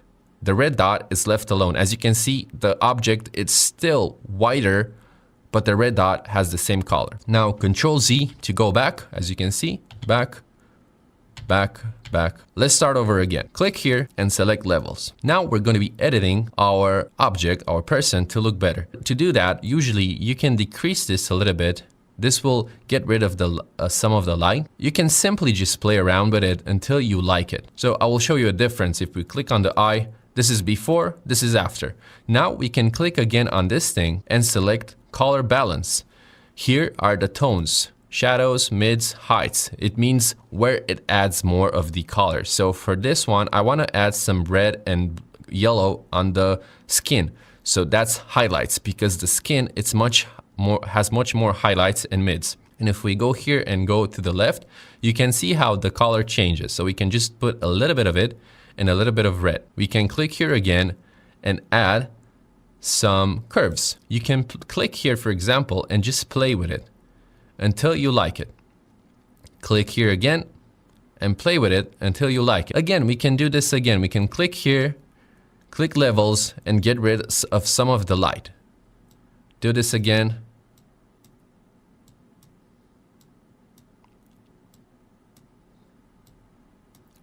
And now, in order to connect these layers with the person, with the object, we do the same thing. Hold Shift and click on all of them. Then right click and merge layers. Delete this background because we don't need this white background. In order to delete it, you can click on it and then click here, delete. It has this trash can, boom. And it's gonna ask you, delete the layer. Yes, you can also click this for not having it show all the time because it's kind of annoying. Click yes, and now we don't have a background. If you don't like how you look, you again can click, add some extra things. For example, brightness and contrast. You can do this, and then again, merge the layers.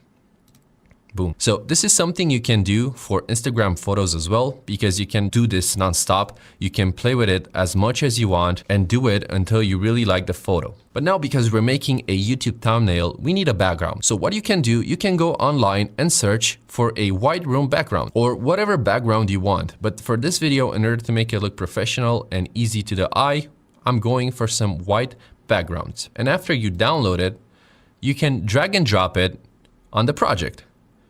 And as you can see, it's on the top of the project. You can't see yourself anymore. Double click to put it and simply go to the layers, click and drag it below your main object.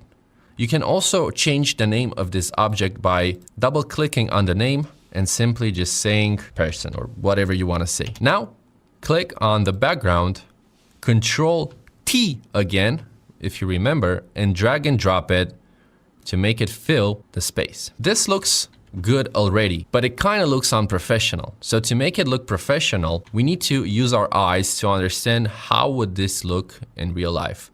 So in real life, usually it would look something like this. Because like this, it makes more sense. I'm sitting on a chair and those things are down and the camera is here somewhere. How do you make this look more realistic? If you're going to use a DSLR, usually the background would have blur. If you're going to use a camera, the background will have blur. So we need to blur the background. In order to do that, make sure you click on the background, the layer is clicked, go here to filter, and you have here blur. And you have a bunch of blurs. My favorite one for this is this one, Gaussian blur. And as you can see right now, the radius is 1. If we increase this and we look at the background, it starts to get blurry. So the more we go, the more blurry it is. So we want to reach a level of blurriness that looks as real as a real camera. For this one, I think I'm going to go with 8. 8 seems to look pretty real. Maybe we can even add a little bit more. So go again here, click blur, and add a little bit more. Now it starts to look more and more real. But in order to make this stand out and to make someone want to click on your photo, what we can do is again, add an effect, but not for the object, just for the background. So add an effect and we're gonna be adding levels. So how we make this more easier for the eye? We need to make this white be a little bit more gray so that our object, our person, is whiter than the background. So by dragging this here, you can see it gets a little bit darker. We can again play with it a little bit until we kind of like it. And now, as you can see, the background is a little bit darker than the object, the person. And because of that, the person takes the attention of your eyes much more. Let me just make this invisible for a second and look at the difference. You can now concentrate on me much more. Now, if you don't want this effect to change on other layers, simply click Shift on him, and merge them together. I usually do this just to connect the effect to the layer so that I don't have the effects on the layer. Now, how do we make this stand out even more? We can create a new layer by clicking this here, new layer. And as you can see, we have a new layer here. Again, we can call it whatever you want. But for this, I'm gonna say it white shadows. And what I'm gonna be doing is I'm gonna be adding some white shadows around the object. We're going to be choosing the brush. We're going to be changing the hardness of it to maybe 10%. And now let's change the color of the brush. You can change the color here or here. Usually for some reason I always go here. And because this one I want to make white, we're going to be selecting white and click OK. And now it's white. Again, Control Z to go back. Let me show you again. If you increase the hardness, less blurriness. So for this one, I want a lot of hardness. Now, we can also change the opacity. Right now it's 100, which means if I put, it's fully visible. If I put 50, it's less visible. If I put 27, it's less visible. So this is what I want. We're gonna change the opacity and leave it at somewhere between 27, 30, whatever. And on this layer, white shadow, I'm gonna be painting around myself, the object, on the back of it. And as you can see, I'm adding a stroke of white. Now, if I was doing this on my object, I'll be doing it on top, and that would look bad. It wouldn't make any sense. So that's why we want to create a new layer and do it on the bottom of it, because if we put this layer on top, again, it goes on top of the object. So this layer needs to be below the object. So let's continue with dragging this white stroke around our object. If it's not enough, what we can do is either go again, or we can right click on the layer and hold duplicate. And now it has two layers which are the same. Now we can shift, click both of them, merge, and we have a much stronger one. So to make it look even better, we want to add blur to this one as well. So make sure you hold the layer, filter, blur, and blur it as much as you think you need to make it look good. And then I'm gonna do something new. We're gonna be holding Control T on this thing, and we're gonna be playing with it, dragging it inside a little bit. Now, if we think it's too much white, we can go to opacity here on the layer, and we can change the opacity as well here. So we can make it invisible, we can just play with it how much we want. It's not enough. So what I'm gonna be doing is I'm gonna be adding blur again and again until I like it. So add a little bit of blur. It's not strong enough, so I'm gonna duplicate it. I'm gonna change the opacity just to this layer, not to this one. I'm gonna make it a little bit more not so shiny. And then I'm gonna hold Shift and merge these layers together. And now because I think the background is not gray enough, I'm gonna click on the background, add levels again, and make the background even darker. Like that. I'm gonna merge these two together. And now it's already starting to look much better, much realistic. I'm even going to drop the opacity a little bit more. And there we go. Now we want to add text and we want to add stuff. For example, right now, this thumbnail is going to be the thumbnail for this video where I teach you how to use Photoshop. For that, let's assume the video is about Photoshop. What do we want to do? We were going to be adding a Photoshop image because that makes sense. So again, download a icon of Photoshop or whatever you're doing from the internet and drag it on your project. As you can see, it goes behind the main object. So just double click and bring it on top. Control T to change the dimensions.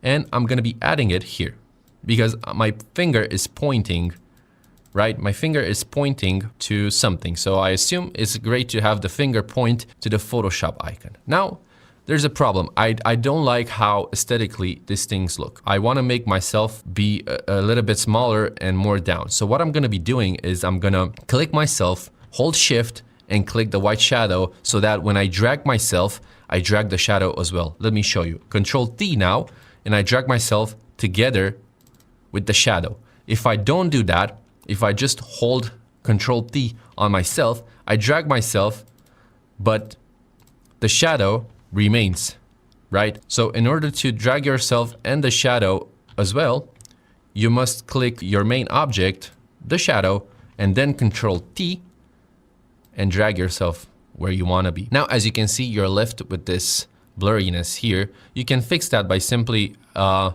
either dragging it back up, depending how you want, but that will look bad as you can see, or adding blur, a little bit of blur to it again. So as you can see, you add a little bit of blur to it and it goes away. Now, because we've done that, we can see that everything is much better positioned.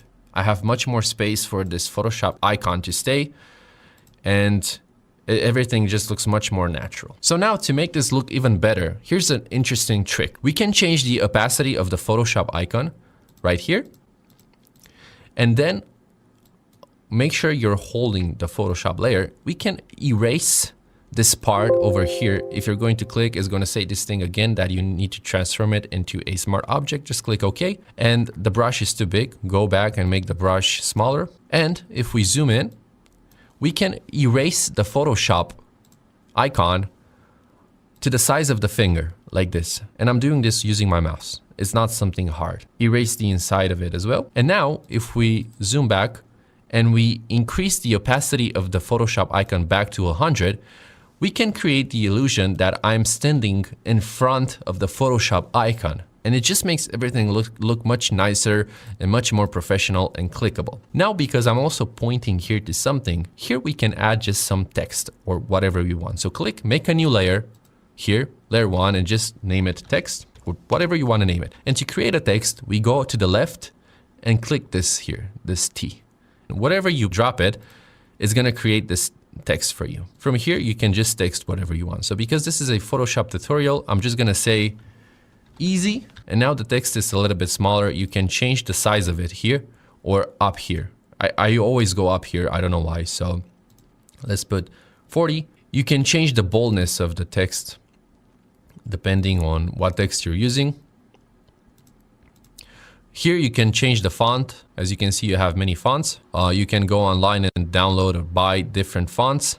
I'm going to use Impact for this one. When you're done, you can just click somewhere else on the layer and you're done.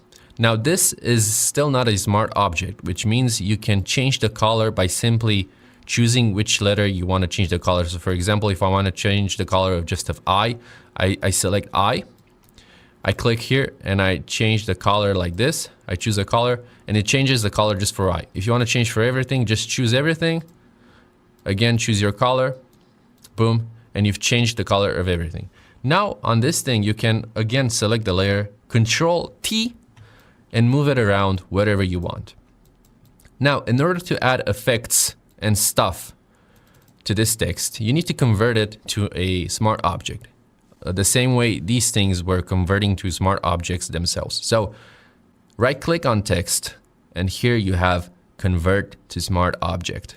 Click convert to smart object and now you can't change the text color from the text editing. The way you can change the text color now, because now this is a smart object, is by choosing here on the left the paint bucket.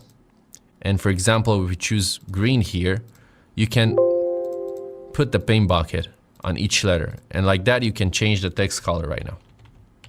Let's make it stand out more. Let's add shadows to it. So in order to add shadows to it, double click and this will pop out. And here are some effects you can add to every object. You can add to the main object, to any object. So as you can see, you have here drop shadow. If you select this one, you can already see you have some shadow on the text. You can click on this and play with it. Usually I will just leave it to normal or multiply, seems to work pretty good too.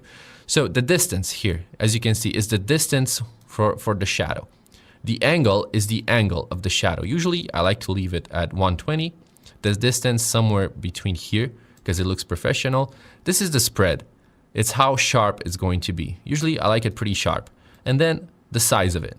So this is the size. And the opacity, of course. You can change how black it looks. So for the opacity, you don't want something too much strong. Something like this looks good enough.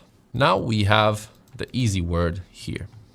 We can again Control T and hold Shift to change how it looks if we don't fully like. So we can play with it and make it look nice. And now again, new layer, text, drop, and let's write something else. Now we want the same color and it's kind of hard to select the same color. And the way to do that is going here on the left, click on this eyedropper tool, and then click on the color you want to copy. And then when you click this, as you can see, it's going to copy that color. And we can go back to text, select this text, and we have it here. Click here, boom, and it's going to change to the same color. Let's say tutorial. Now, in my personal opinion, I don't like that they're the same color, so I'm going to make this one white. Boom. I'm going to add shadow to it as well. We're pretty much done if you really think about it. we can add on top of all of them some effects such as levels to kind of combine all of them together.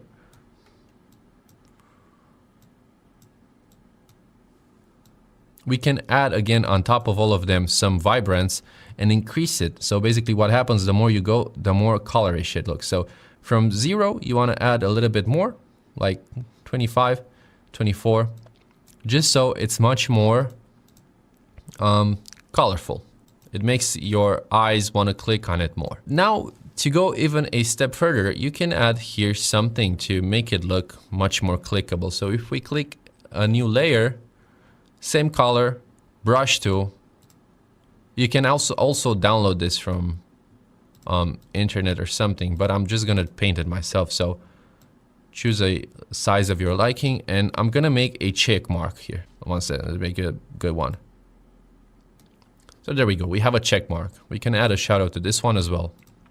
So the reason why I wanna do this is a few psychological things. So a check mark means something that is verified. Instagram usernames that have a check mark means they're verified. YouTube channels that have a verified means they're verified. This makes your thumbnail look a little bit more serious. It's not something that everyone does, but these are things you can do yourself. You can think about them yourself and do it yourself. It also is pleasant to the eye because this is yellow, this is white, this is yellow. It just makes everything look nice. So there you go. That's how simple it is to use Photoshop. Those are some basic things you can practice. If you go ahead and in the next week you edit 5 or 10 photos by doing the things I've done, these things will become very natural for you and you will be making better and better photos.